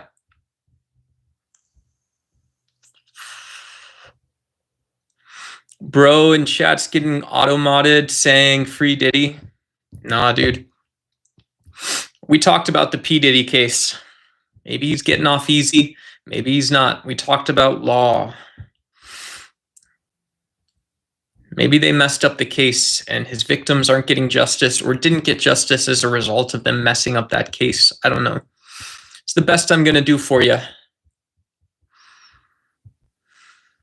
Yeah, LGBTQ strong. I don't know if that has anything to do with P. Diddy, but I respect it. I respect you for saying that.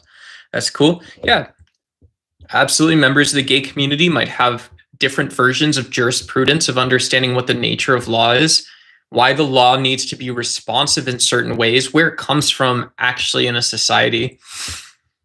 Just because, yeah, being gay was still illegal. Somebody was saying this on stream, and there's still a couple years back, might be now, there are still 60 countries. Rob Noor brought this up.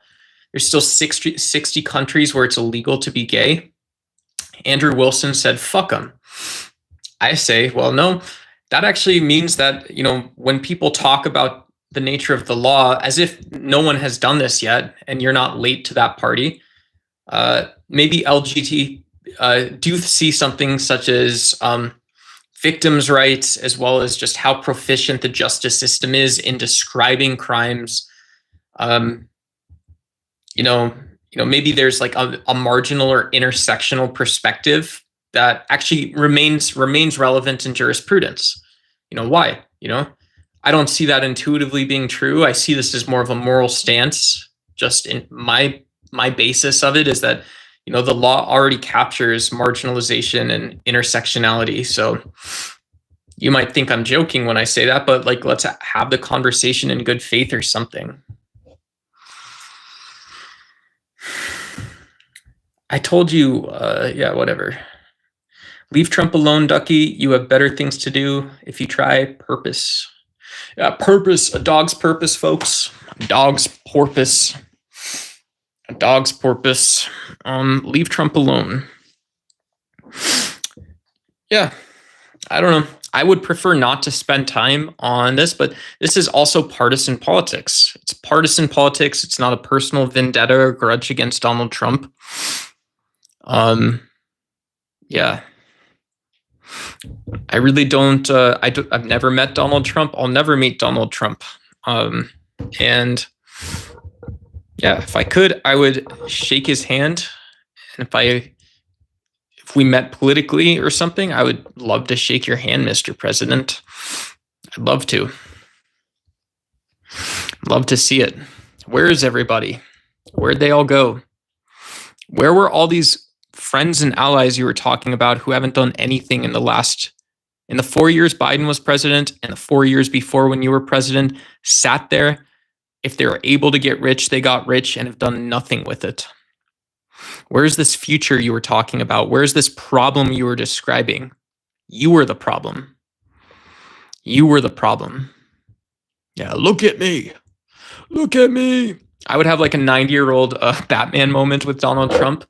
Mr. President, I'd love to shake your hand. Look at me. Look at me. There are certain things I do not concern myself with, like what happened before the Big Bang or what happens when we die. Yeah, cool. Why? No point in thinking about those things because we'll never know. Yeah, that would be crazy story. Crazy story. Yeah. Yeah. Who knows? There's an original singularity of just what is. It's just nature. That's a single point of infinite density. But then you would hear from actual physics. You could hear from like a master's student in physics. You could hear from probably a physics undergrad. If I said we're in a multiverse, but there's one first universe, which is just a point of infinite energy or near infinite or something like that. And they'd be like, that's cool, maybe, but why? Why? Maybe it's not that cool, but why? And the more you think about it, the worse it gets. Hey, what's up, Tony Cash? How are you doing? Yeah, I don't know. If you wanted to say something mean or productive, yeah, I guess you're allowed to do both. That's your choice. Tony Cash, my based friend, I think. You want to be mean to me? Cool, Tony. Good to see you this time. Have a good one. Jim Bill, looks like you don't go to the barber you shop either. Hell yeah. There we go. Yeah, I'm gonna get a haircut tomorrow, guys. I'm gonna figure it out. Either I'm gonna see if Goodwill has one of the things and just get the sides off, because then I can keep doing it myself, or I'll go to like a kind of a Great Clips. I like going to the good chain haircut places because they take a little more time with it. It costs a little bit more. It's usually like 25 USD to get like a nice haircut. Like expensive, like a barber shop's usually about $40 in the US. The cheap ones are about $15. But yeah, I'm probably gonna get it. I don't know. I don't really want to, but I'm also like, I don't like cutting my hair, but I'm not like Howard Hughes. But since I have a debate tomorrow, I might do that. I'll kick my stepdad's ass, but he's stronger than me. He lifts weights. Yeah, I don't know about that family drama here. Let's talk on any channel. You can push the LGBTQ. Yeah, if someone has a moral stance about LGBTQ plus being, gay is good, or it's the same social position as anything else. Those are cool ideas, I think. I don't know. Whatever, folks.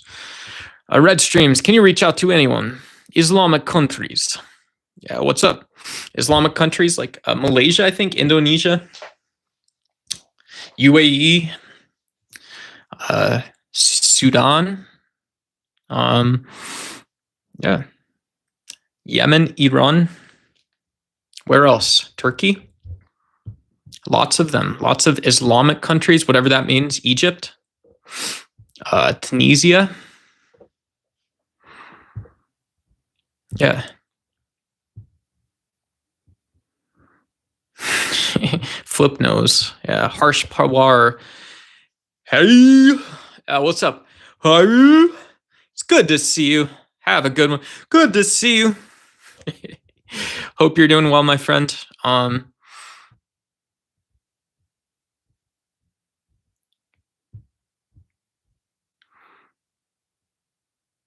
Yeah, Red Streams, I don't know if you bring that kind of like serious drama and stuff, I don't know that anyone here is going to have resources or be able to help. I know there's a supportive community. We usually are fine talking about serious topics, doing so in sort of a lightweight, easy, opening and welcoming manner and all that stuff. But just to kind of set the tone on that one a little bit, I appreciate all y'all quite a bit. You guys are always welcome to drop in. What if the pimps are your errands, right? I don't know what that means. What if the pimps are, I don't know what that means. Do you know what the streets are like? I don't. Yeah, it looks like Aaron Williamson, I think, who asked about Islamic nations, might be asking about like laws that invoke morality or something like this, or something about punishment. I don't know if those two ideas were totally disconnected, but yeah, the moderator picked up, the YouTube moderator picked up some of those comments, Aaron. So if you want to clarify what you mean, but I appreciate you as well. Yeah, Islamic women's rights, definitely in a theocratic society. Issues like human rights and universal human rights that for whatever reason have just been talked about by the UN, by leaders in the United States and around the world, truly. Big issue, some people would say in the Arab Spring, human rights were a core issue and concern. People would say, well, even if you're not doing something bad every day, and some people see that as acceptable, the fact that that is not actually what an authoritarian regime is like means that we should have a democracy. And so, from my view, if I'm doing the geopolitics thing personally, there is a mature opinion where you can say, yeah, my personal moral stance is that secular societies have to do a lot, right? If you're a liberal secular society, there's a lot of internal responsibility and you have to be able to keep working at it and stay consistent. At least some people do. And we can believe that people do. But we also have to be able to talk about politics and competition in a fair and equitable way with anyone, even countries that don't have the same types of issues such as stability, political foundations, and any of the issues that we can talk about. It's funny. Explain that one backwards to me. Like, why is it funny for me to think that even though Russia locks up gay people, that we shouldn't have Donald Trump, but we should have strong diplomatic relationships that are fruitful, both within major powers in Europe as well as with the Russian Federation? Why is that funny? Like, I don't see what is comical or upsetting about any of that. It doesn't make any sense. Johnny Winchester, Josh Gee, what's going on, my friend? Good to see you. Why defend someone who has 35 felonies? Is that Donald Trump or who? I don't know. I was just thinking that just blah, blah, blah, blah. The ones who rant on Islam? Yeah, maybe. I think it's cool that you guys are, someone's throwing a baseball at you and you've got this sort of sword and shield. You're being a knight for your faith and your belief, and other people who believe in Islam. That's very cool. It's very cool. I've experienced what appears like a threatening environment on Dawa channels as well. So there's definitely a line when there's important topics. Maybe it's YouTube, but yeah, a threatening environment. If you're going to bully people, if you invite atheists and agnostics on, or you invite people to talk about spirituality and religion, as per, like, always, right? Per always, whatever. Doesn't matter. I don't need to understand it that deeply, but if you're going to put bullies up against me, I don't like being bullied. I'm supposed to just sit up there and tell you I don't like being bullied? What? Was I born yesterday? Are you stupid? Are you stupid, estúpido? ¿Qué ondas? ¿Qué ondas, ve? Güey? ¿Qué ondas, güey? Do you understand what I am telling you? Do you know the words that I am saying? Am I not a Puerto Rican? No, I'm not. Am I from New York? No, I'm not. Then what did I tell you? I told you I don't want to go on a religious channel and get bullied. If you invite people up there and you're doing a bully channel, get off YouTube. I don't care. Diddy Spoon feeds his, C-list celebrities? Yeah. All right. That's a Johnny Winchester statement, Josh Gee, I think. Johnny Winchester. Come on, man. Loop it in. Spaghetti Westerns. This is just for Josh Gee. Yeah.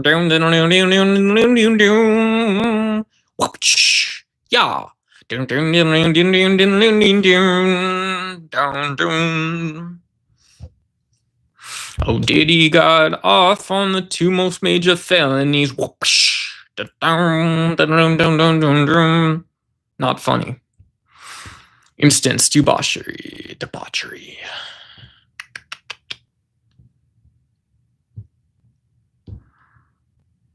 Would you shake Netanyahu's hand? What do you mean would I shake Netanyahu's hand? I don't know. Is he at war right now? Yeah, I don't know.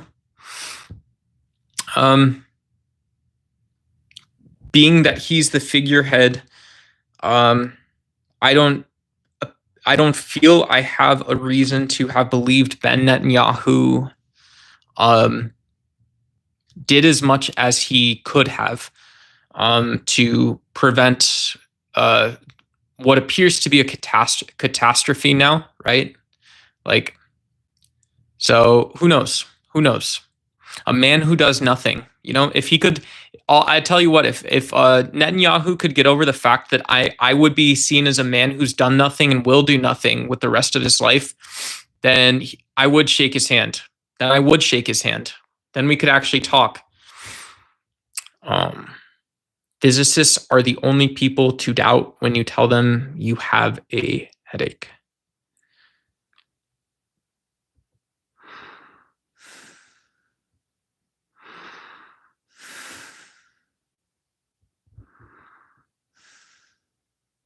Someone who benefited from the current system would change it. Yeah, that is also true. That is also a good point. Yeah, physics is cool though. I like physics. We could talk about physics a little bit. I don't know if you guys wanted to. Yeah, my spiritual or religious belief is, Gottlieb Frege, or whoever. One of these crazy German European idealists wanted us. God gave them to us, and why did He give them to us? Well, He wanted us to have comfort headphones. Us interested in science with neurodivergence of some sort. They're not the best. They're not great, but they're there. They're on there. Okay, all right. And so, secondly, formal languages for particles, but a particle is not a formal language, is it? No. And why is that? Well, because God wanted you to have particles. It's not about math. It's not about physics. Stop confusing me. Who thought someone would be benefited from the current system would change it? From Jesus or Jesus de California? La Jesus de Cali. Yeah. I have optimistic views of people as well. So always an optimist. Always an optimist. Always an optimist, right? Yeah, a little crazy about it. Women can't drive alone either. That's weird. That's a mean thing to say. Kamka Lomik. Hey, bro. What's up? Hope you're well. Yeah. You can't keep that energy. Shout out to my request of the folks of debauchery. Yeah, Hay says, what up to the people of debauchery land? So shout out, y'all. Actors. Cool. All right. I think logically speaking, and probably the local Asian barbershops.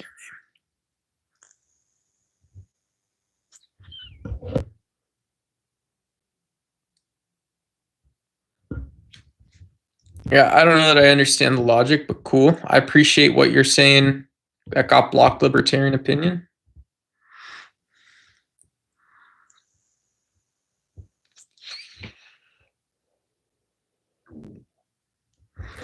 Yeah, I think by college, Alicia, that would be my sort of olive branch, is that by college, students should be able to understand something like the history of gay rights. If you have the history of gay rights in a college class and you can't learn it, or you can't learn it in good faith, you should fail that class, right? You shouldn't be in college at that point. Is God a Jewish man? I don't know. Couldn't say, actually. Beheaded for gay rights.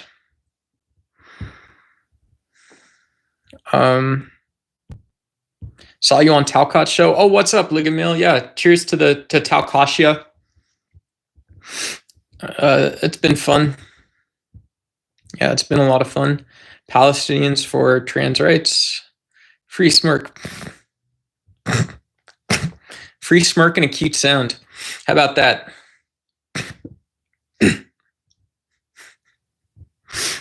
Is there anything constructive in reality that you can share with us?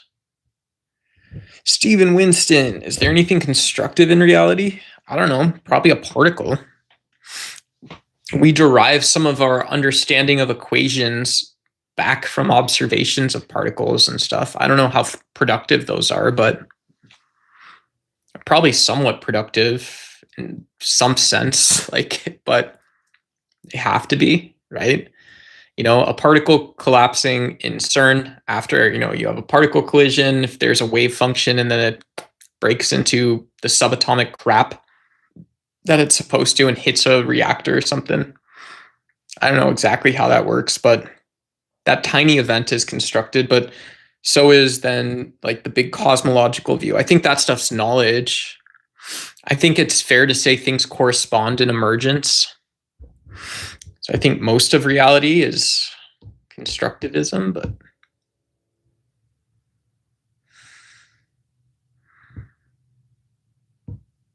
yeah, cool. I agree with all that stuff. Jesus says, let's debate LGBTQ and accomplish nothing while we have homeless people, people without healthcare, no living wages for working people. Yeah. But what about feudalism, right? What if we go back in the I'm in the US, you've got the California flag. So what if we go back to a time where there were no policies on the federal level or state level about labor protections? And so I'm curious how we could have a productive or fruitful conversation about civil rights or tolerance or inclusion if we wanted to do that, if people don't have their basic needs met. Doesn't make sense, actually. Doesn't make any sense. So, people want to pretend like they're moral, but it's just a way to escape or skirt hard work or moral responsibility. Who's the bad guy? Who's the good guy? I don't know. I'm not going to answer that. I'm not going to answer it. How do you feel about the Dirk trial? I don't know. Dirk Nowitzki? What? I don't know what the Dirk trial is. Sorry.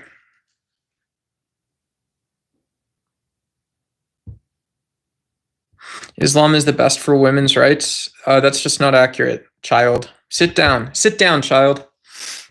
You don't even know what the best means. What does the best mean in that context? It doesn't mean anything. You're not talking about ethics or morality or even an ethical opinion. You're talking about an ethical thought or feeling. So that's fine. But if you're under 30 years old, you're not supposed to be like a super ethical Peter Singer being. That's the reality of it.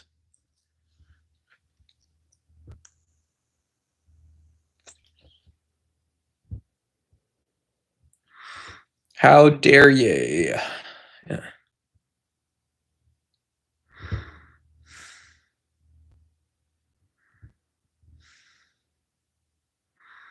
How can a poor person become wealthy in a communist society? Yeah, I don't think pure democratic socialism in utopian views, just with utopia, this is the most I know or whatever, in utopia, in a utopic version of society, you might still have private property, but usually those are the only ones that actually have no private property. There's no property laws. And so in a very strict, like Bolshevik version of society, like perhaps early Russia, the political argument was like, well, you wanted to, so let me get this straight. You wanted to have leverage over food so you could become rich. That was your plan. And, in America land, in liberalism, you say, well, this is an idea like many others. And so the reason this isn't exploitative is because you solve for the actual problem on the social level. You don't solve for the guy that wanted to own land to become rich. Even though that's very immoral, you can't do that. You have to manage tolerance.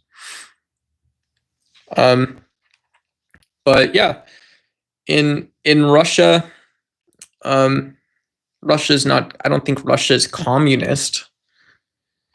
Right? There's private markets, there's socialists, there's state companies that work in oil and refining and government technology.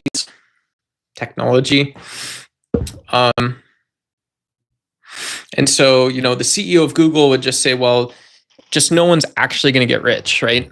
That's maybe one suggestion for the question, Eric, is take a cap off of what you mean for it to become wealthy.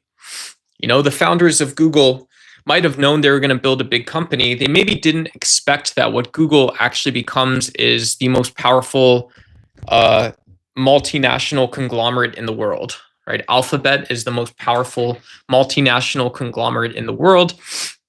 It would have been crazy to think that, you have Google Pixels, you have Google Chromebooks, you're running the OS on half of the cell phones in the world or whatever. That would, while those ideas, it's like maybe that would have been possible. Actually, how would you do that? So I think a better question is, why is it sustainable to have ultra wealthy people in the United States and ultra wealthy businesses, ultra influential businesses? I don't know, maybe you say long term it isn't, but maybe long term you need to also manage that. Who knows? I could be totally wrong. How does that relate to whatever else or whatever BS? I don't know. As a Muslim, I can confirm Saudi is not Muslim. What? Saudi Arabia has, like, their public school system is specifically designed to not be secular. Like, you have secular public schools specifically, but that was a thing they did. I thought Saudi Arabia wasn't just like a Wahhabist majority, right? But it is, like, the fact that they have a theocratic government means that you also, you might be a democratic theocratic government or whatever you want to say it is. I don't care, but that's not secular. That is Muslim. It's not Muslim, but it, like, find better words, right? If someone's going to be disrespectful and Islamophobic, I would say absolutely. Like, you can't say, well, Saudi Arabia is Muslim. Dinkus, but yeah. Yeah, but if you advertise and publish that, like, well, look, our secular schools and our Christian schools are doing really well. Well, that's not secular. So,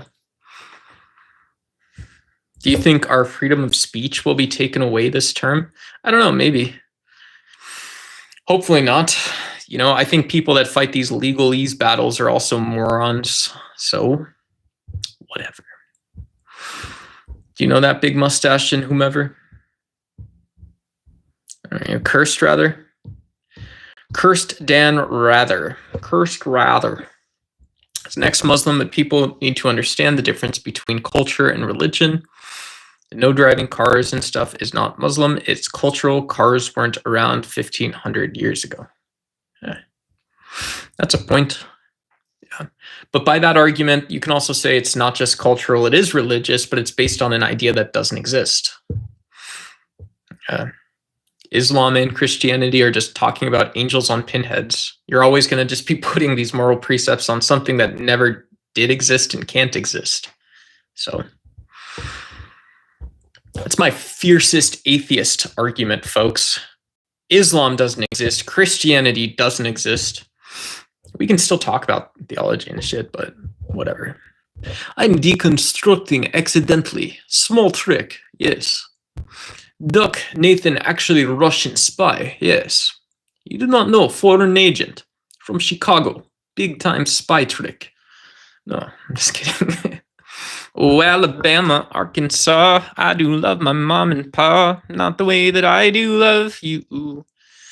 But holy moly, me oh my, you're the apple of my eye. I've never loved someone like you. Ah, home. Let me go home. Y'all having a good night? I hope y'all are having fun. Let's live without fear. Let's keep going into this. Let's have a good run, folks. What day is it? It is Sunday. I'm coming to you live from Phoenix, Arizona. I'm going to flip my Chromebook on. It is 10:15 p.m. I hope wherever you are, maybe you don't have a little bit of sun left, but if you got a little bit of nighttime, let's go ahead and enjoy the dark, my friends. Let's go ahead and enjoy that. The army can't run on 100% democratic rules. Yeah, somebody poured soybean oil in the chat. I can't keep up. I'm slipping off all this crap. Holy crap, you guys outpaced me quite a bit. Hail Satan, good to see you. Red streams, hail Satan. Found the right one. All right. 115 and wasted. Not homeless destiny. Hey, what's up, Mexican Bandit? Good to see you again, my friend. Yeah. If you guys want to double tap this stream or subscribe or anything like that, it'll be cool to see you. I just got lost in the sauce a little bit, which is something some online streamers say when they don't know what happened, I think. I don't know. I have no idea where I am right now, and that is why you subscribe, folks, because I'm lackadaisical, and without your support, I'd be nothing. Angels exist there. Doggos. Hey, what's up, Riles07? I love the doggies emojis. I love doggos, doggers, all kinds of puppers. Is Islam a death cult? I don't think so. I think Islam, in most cases, is it's a joyful culture or something, right? I think even in cases where you view sectarian or divided societies, I think there's a joyful approach to competition. And yeah, you can actually specify where Islam acts as, or Islamic organizations produce extremism. It's not totally about Islam, like, ever. So, and so it's weird, right? Because in the United States, if you see a Christian KKK group, it doesn't make sense to say, like, well, Christianity is about white supremacism. Now, on my own time, when I'm not doing Dux Y, I would make an argument about why Christianity isn't ethical. Sorry, folks. Sorry. But by that same token, if I see, like, you can say, well, look, the Muslim Brotherhood or something, who knows? Maybe 3 out of the top 10 people are somewhat normal. You could have a conversation. Maybe it's 7 out of 10. But you got a couple of them that are actual lunatics. They believe that for some reason their worldview or their political beliefs and religious beliefs together justify some form of violence or subjugation, right? They believe they can use force to demand what people think, believe, and do. So that's not very cool, right? And then you go from having the Muslim Brotherhood being a representation, right? The Muslim Personhood Organization or whatever, going from being the group that represents people's political beliefs and ideals, to being a group that is, I'm sure if I was like a political analyst, I'm sure I could go through and say, well, these are the issues the Muslim Brotherhood was effective at representing people at. They became viewed as a marginal or fringe group on these issues, and they didn't have a lot of actual activation except for, what? Or they're just populism or what? Or totally different. They're describing the political reality and they get so pissed off when you don't say that or something.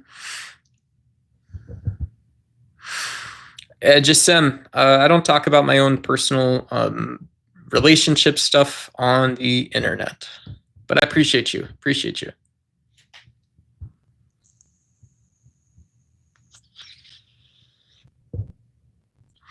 Hey, what up, Red Streams? Good to see you. Drunk. Slava Ukraine. Hail Satan. All right.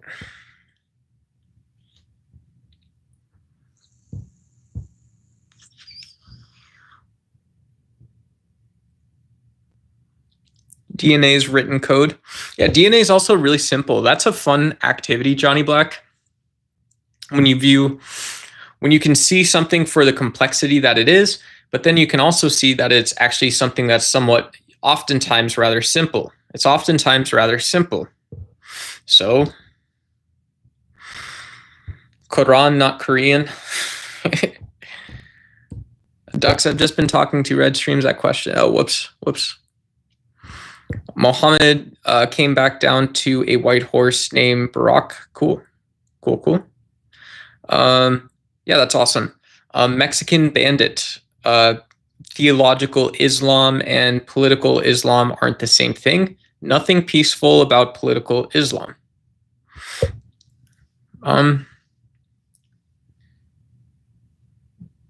Yeah. I think Malaysia. Is it Malaysia is one of these examples? I might be mixing it up in my head because I'm not like an active political science person, but Malaysia was a country who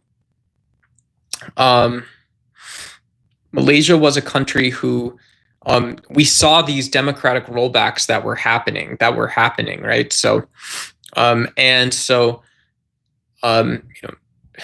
if you're, I believe, if I'm not totally messing this up, and you see these sort of, or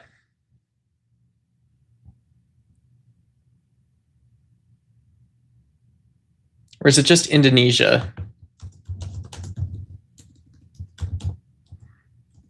I might be fucking this up. It might have been Indonesia. No.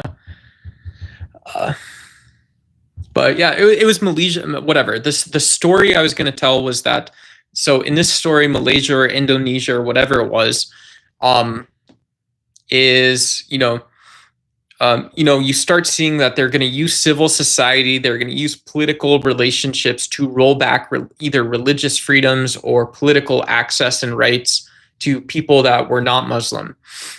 And so this doesn't sound like violent extremism, but it does sound like you could say, well, our deepest reservations might say that this looks like a theocratic authoritarian crackdown. But you're also accurate to say that, well, not just my reservations, but also, the analysis looks like that, well, the way you manage political challenges is through, right-leaning authoritarian populist policies, which isn't right. Like if you're a democracy, you can't really do that. If you're not already over the hill of what you need to be like in the future, it's not a good thing. So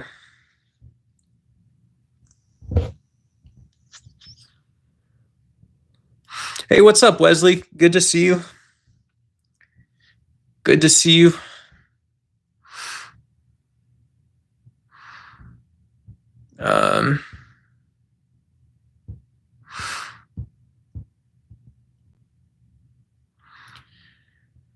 All right. All right.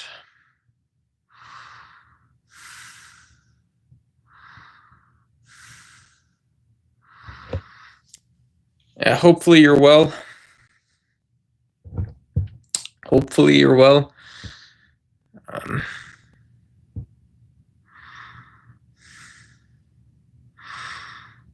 Middle East is different. Religious homogeneity is imposed, for everyone.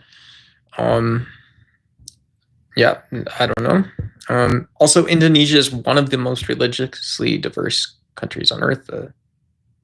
I didn't think so. I thought Indonesia was pretty much Muslim and Catholic.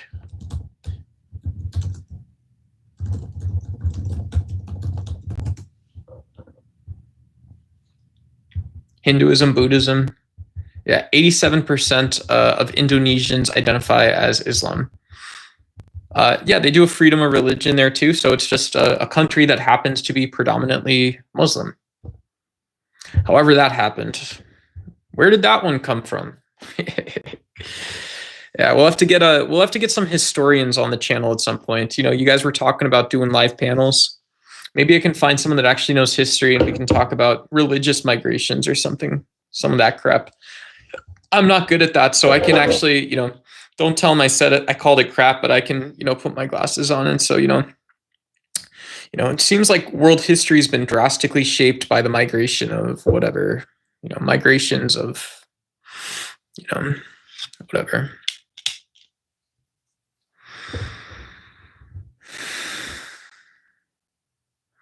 We will all find out soon enough. Cool. Are you sure you're not confused about it, Mexican Bandit? I don't mean to be disrespectful, but trade networks, Islam didn't spread to Indonesia through the sword. Are you sure about that? How did Indonesia become... Oh, through peaceful means with merchants, Sufi missionaries, Sufi Islam, and local rulers. You don't hear that one every day, folks. Sufi and local rulers playing key roles. Rather than forceful conversion, Islam blended with existing local cultures and traditions, leading to a unique form of religion that is still practiced today.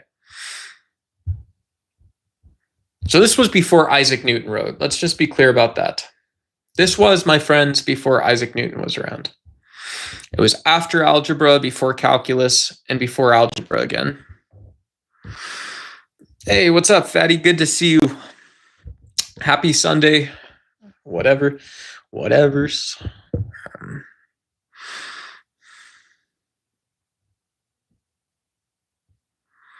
If you are watching, share the link. Obviously, no one is into that. Yeah, whatever your opinion is, I don't know. Yeah, if you guys want to blast this link out to the stream on social media, go ahead and do that. Go ahead and do that. Oh, someone from Australia is talking about that's how you know people from Indonesia is you lived in that sort of southern hemisphere. Cool. So I don't have anything to say to you then, my friend.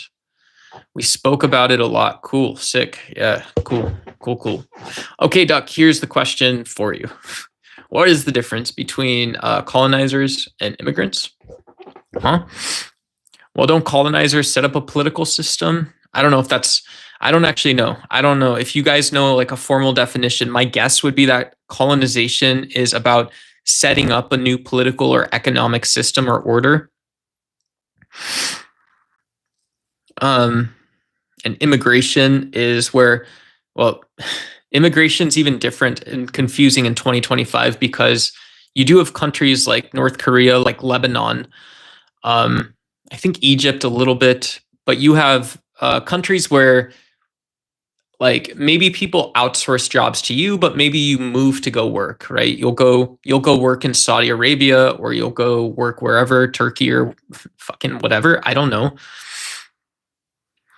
So what is an immigrant? Like, right? Someone might say, well, I would like to go back home and start a business or one day, or it would be cool if people got off their ass while I was out working and I would just read the newspaper one day, and where I'm from, people have done something, right? We figured out a way to be economically sufficient and we could pay for it, you know, our new lifestyle in some way.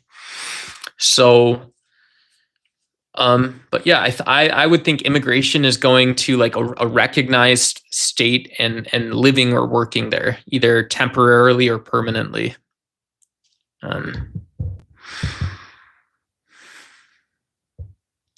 Yeah, libertarian opinion. Yeah, for sure. I talked about that the other day. So yesterday, thank you, by the way, for everyone who's, if hopefully you're having a decent time, or whatever. Obviously, you know, whatever. I don't want to feel like I'm holding people here or trying to do that or whatever. But like yesterday, I streamed 4.5 hours and I did another like 3 hours on stream. And so it's a lot of fun because, yeah, we did have 20 people here, 25 people here for most of the stream yesterday. And yeah, that's just how YouTube is for me in the US in 2025 is I probably spent 6 hours online. 10 people subscribed and stuff. So that's cool. But like, yeah, Ducks Y isn't going to be a really fast growing channel. And sometimes you get a lot of work in. And like, yeah, even if this would be a full-time thing or something, like, some people that think or are forced to think about money, it's not like the worst thing in the world, obviously, right? But it's like, yeah, 10 subscribers, I'm not going to make like a single dollar off of 10 subscribers ever. So, yeah, so shout out to people in chat. If you're a creator, feel free to hop on the Discord. Happy to know about your channel, kind of support what you're working on, a little bit. And yeah, of course, yeah, if I'm not live or streaming, a lot of times I will look and kind of see who I know that's online if they're doing an event or something. Yeah, see, I like Bondin style. Shut up and oil up, Bondin says, blocked by the moderator. Yeah, oil up for me, daddy. Daddy.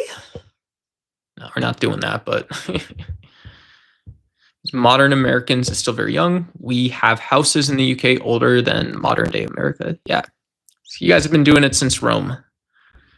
Daddy's home. I think Bondin is a siren.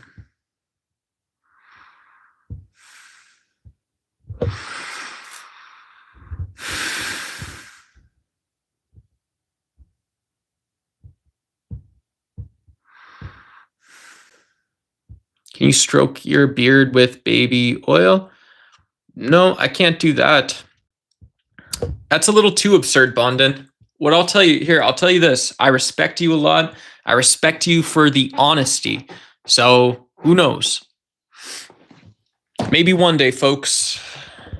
Yeah, instead of having whatever, we'll get a baby pool full of Jello or something. Do something with that. Folks, still a colony, but different, I guess. I don't know what that means.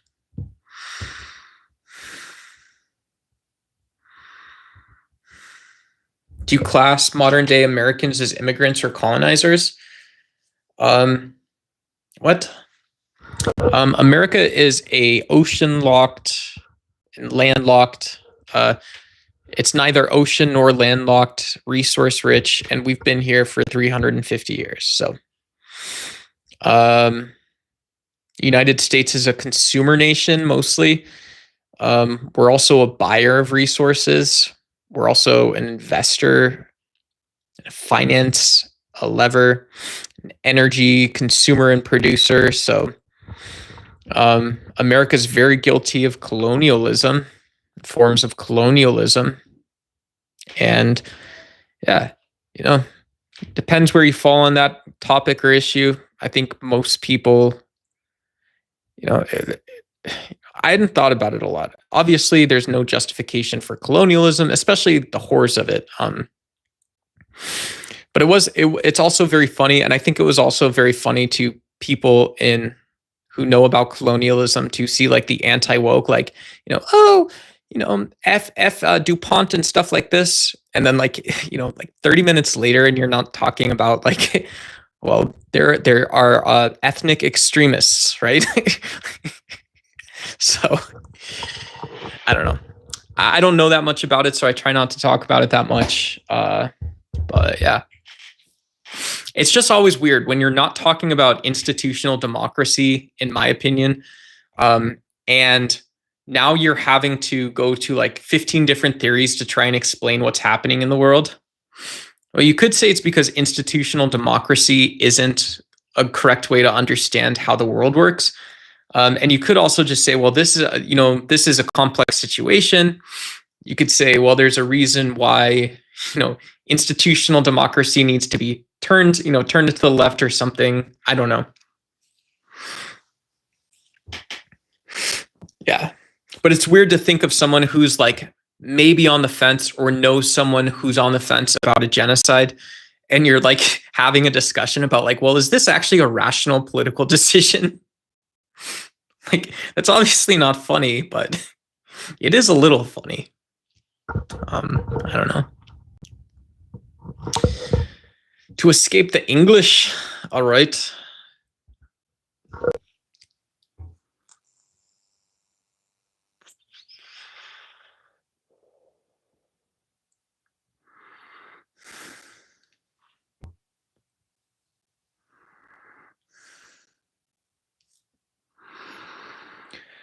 Oh, yeah, I don't know what to tell you. But yeah, I don't know what. Yeah. Yeah. Yeah. Little flexibility minute. Just let me twist in my, not my stupid. I'm grateful for my office chair, but.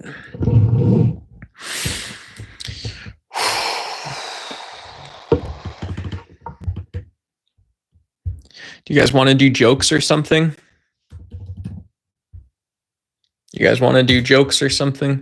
I could try and read some jokes.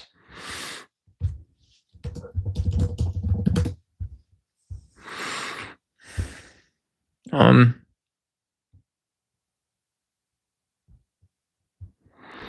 photon walks into a hotel. The bellhop asks if he needs help with his bags. The photon replies, "No thanks, I'm traveling light."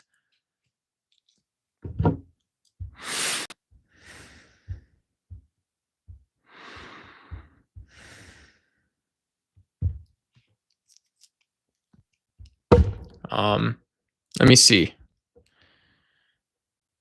What the fuck is this? If at first you don't succeed, try skydiving, this one says. Ooh, that's not that funny.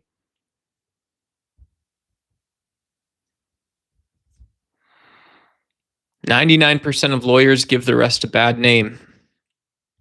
All right. Borrow money from a pessimist. They don't expect it back. Time is what keeps things from happening all at once. Lottery. A tax on people who are bad at math. The lottery. If you play the lottery, I would say you pick the same numbers every time. So at the end of your life, if you don't win, you can blame the numbers and not the fact that you are playing the lottery. Never answer an anonymous letter. If you receive a letter with no return address, Where can you take it? I suppose you could just take it outside. The letter itself does not care. It is the same thing.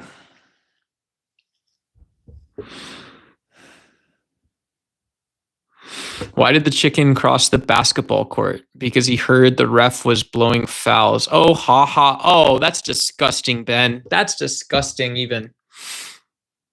That's nasty. Nasty. Hey, what's up, Robert? How are you doing? We're doing one-liners until someone comes up with a valid geopolitical idea, or whatever. Whatever. No one is listening until you make a mistake. Give me ambiguity or give me something else. Ha ha ha. We've had enough youth. How about the fountains of smart? Oh, my Gen Alpha folks. My Gen Alpha, my Gen Z audience. That is a diss track right there.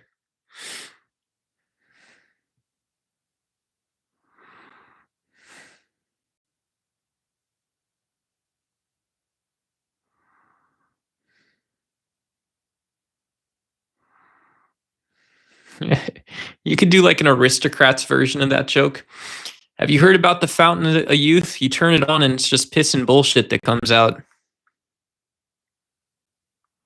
No, some people are optimistic about that kind of stuff, though.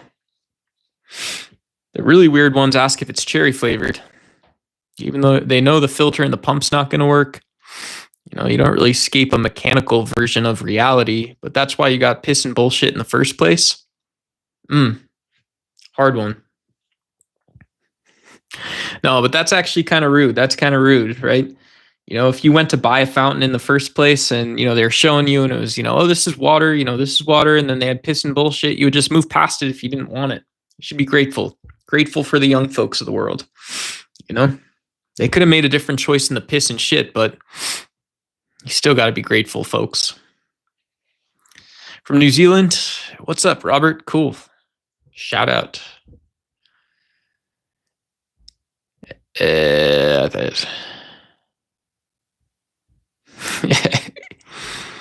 I like it. I like it quite a bit. Robert's got jokes. All right. You got the delivery. The debate is at 6:15 Arizona time.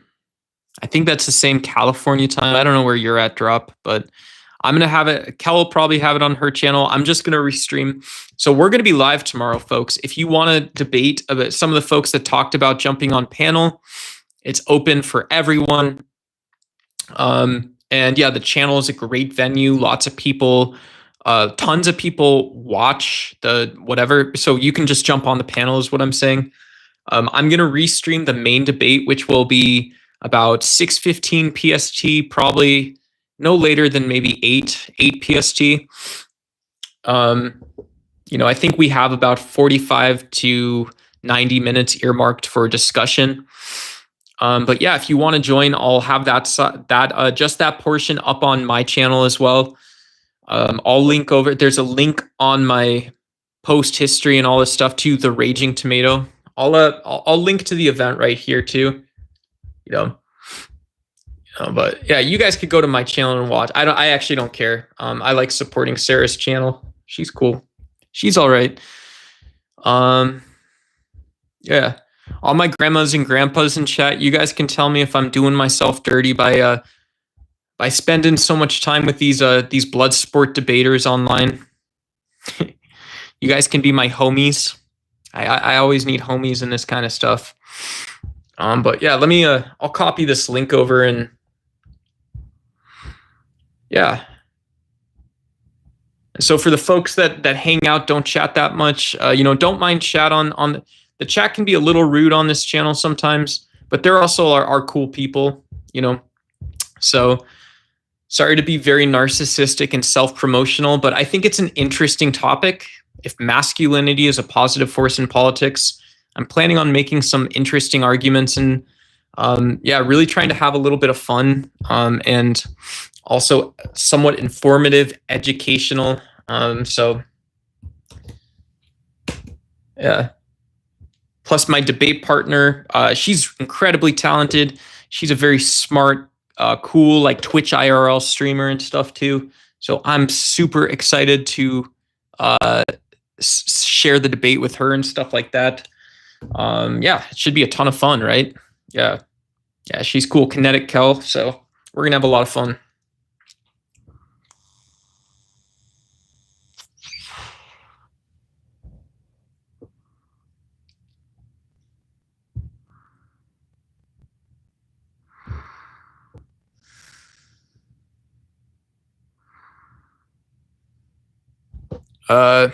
Phoenix. Yeah, I'm in Arizona. Yeah. Yeah, I live off 24th in Washington. I'm in Buckeye.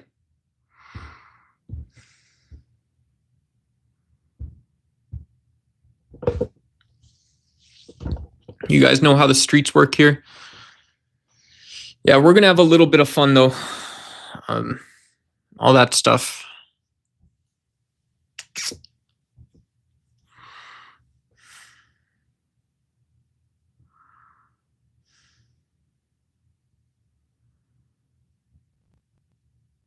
Oh, word?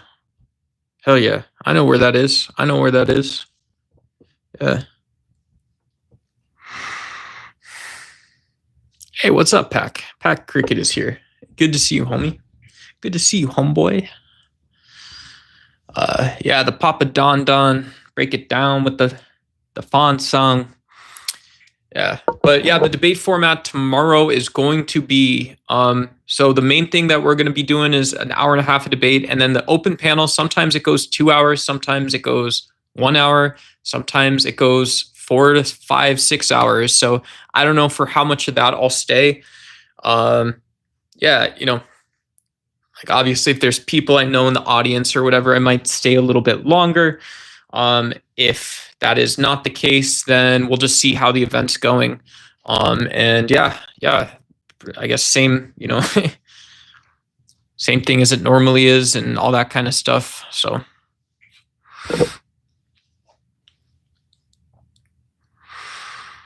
hopefully, yeah, you know, so I wrote a little opening argument in a Google document yesterday.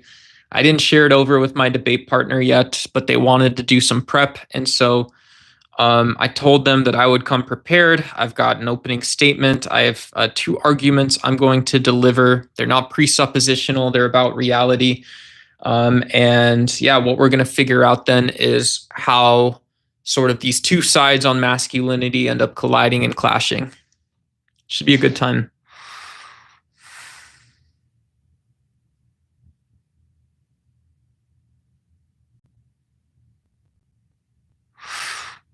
Yeah, one big pond. Yeah, of course. Yeah, I consider Sarah someone that I could see as like a friend. I kind of understand what she's doing on her side of Raging Tomato, right?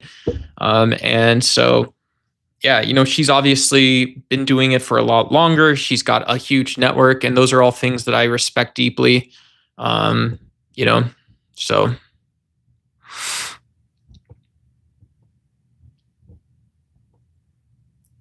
Yeah. So, yeah. So we'll see. You know, if she's got the sort of religious crowd out, they're just going to spend the whole night sucking her dick. So, sorry, pardon my French. The Dems selling kitten. What a story. LOL. Okay, bye. Yeah, see ya. Hey, have a good night. Take care. Take care. His base gets a whiplash from flip-flopping between thinking tariffs and a good economic policy and threatening tariffs for negotiation tactic. His base gets a whiplash from flip-flopping between tariffs and good economic policy and threatening tariffs.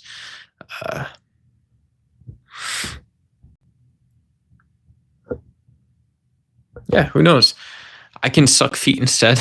We've got the noble Jon Snow for the Game of Thrones fans here. What's going on, Jon Snow? It's good to see you. I hope you're well. I hope you're well. Hopefully. All right.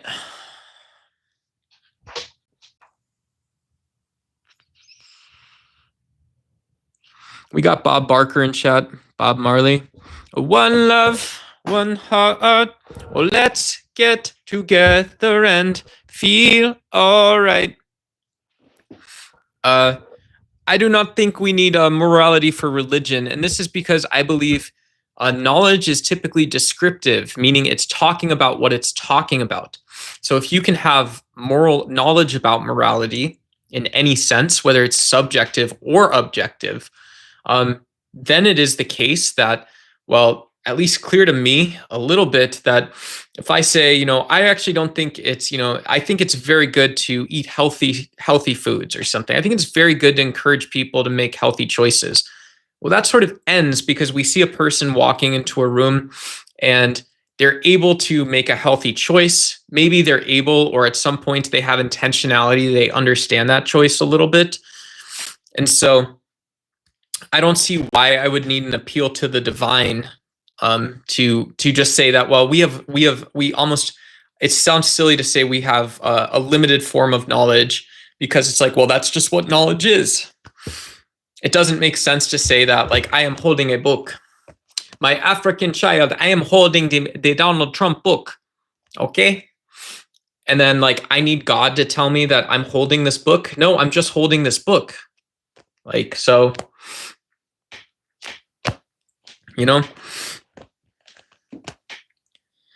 yeah, I don't need God for me to know that I am holding this book. If I have to have a religion or a spiritual belief about holding this book, it's not talking about holding this book. It's talking about creating religious meaning while holding this book, because religion and spirituality is a function of our brain. So it's sort of an important topic, but it's only in those like small marginalized ways where it's like, well, if I'm actually curious to know what it means to have a book and to be able to read and possess knowledge, or the broader role this plays in my own life or in society, like, why did we invent language or something?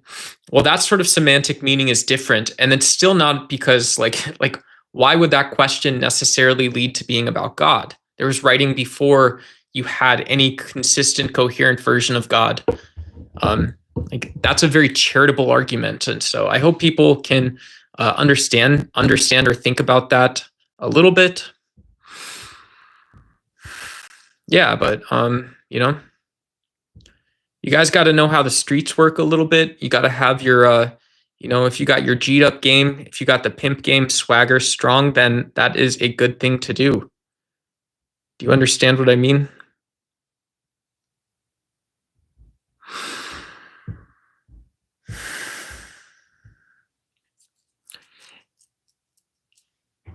Hey, Bert. Hey, Stephen Young. Good to see you. I hope you're well. Be good. Be good. Boop. What's going on, folks?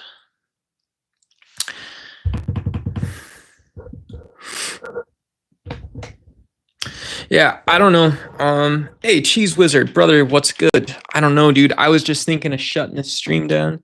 Should I, Cheese Wizard, should I shut the stream down? I'm drifting into the absurd. Boop. Boop. I'm gonna touch your third eye, brother. Oh, I'm having a little bit of fun tonight, guys. Send it, bro.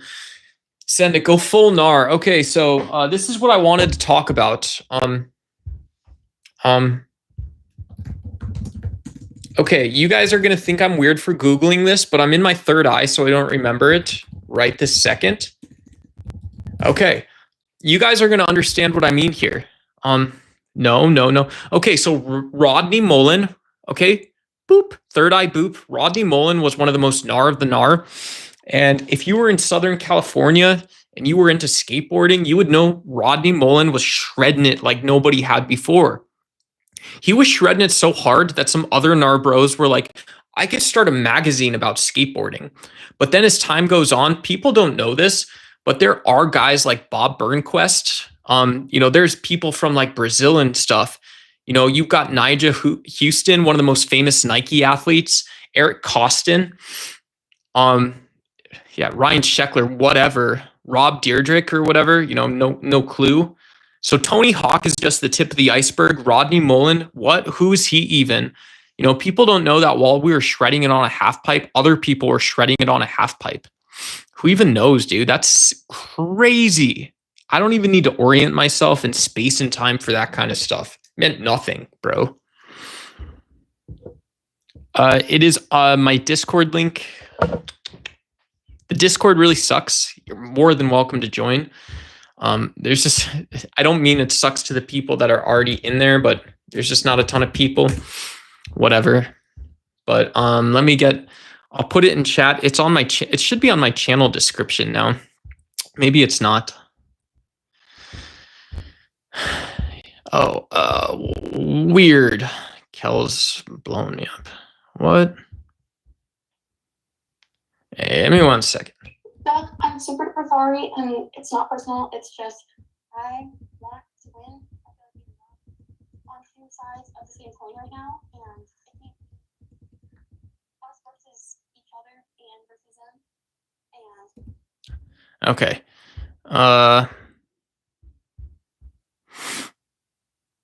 Where is this?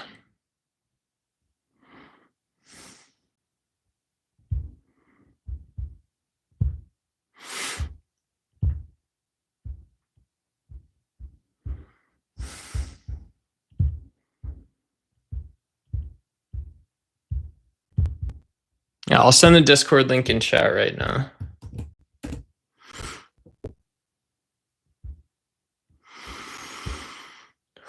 Main dry humor. Cool.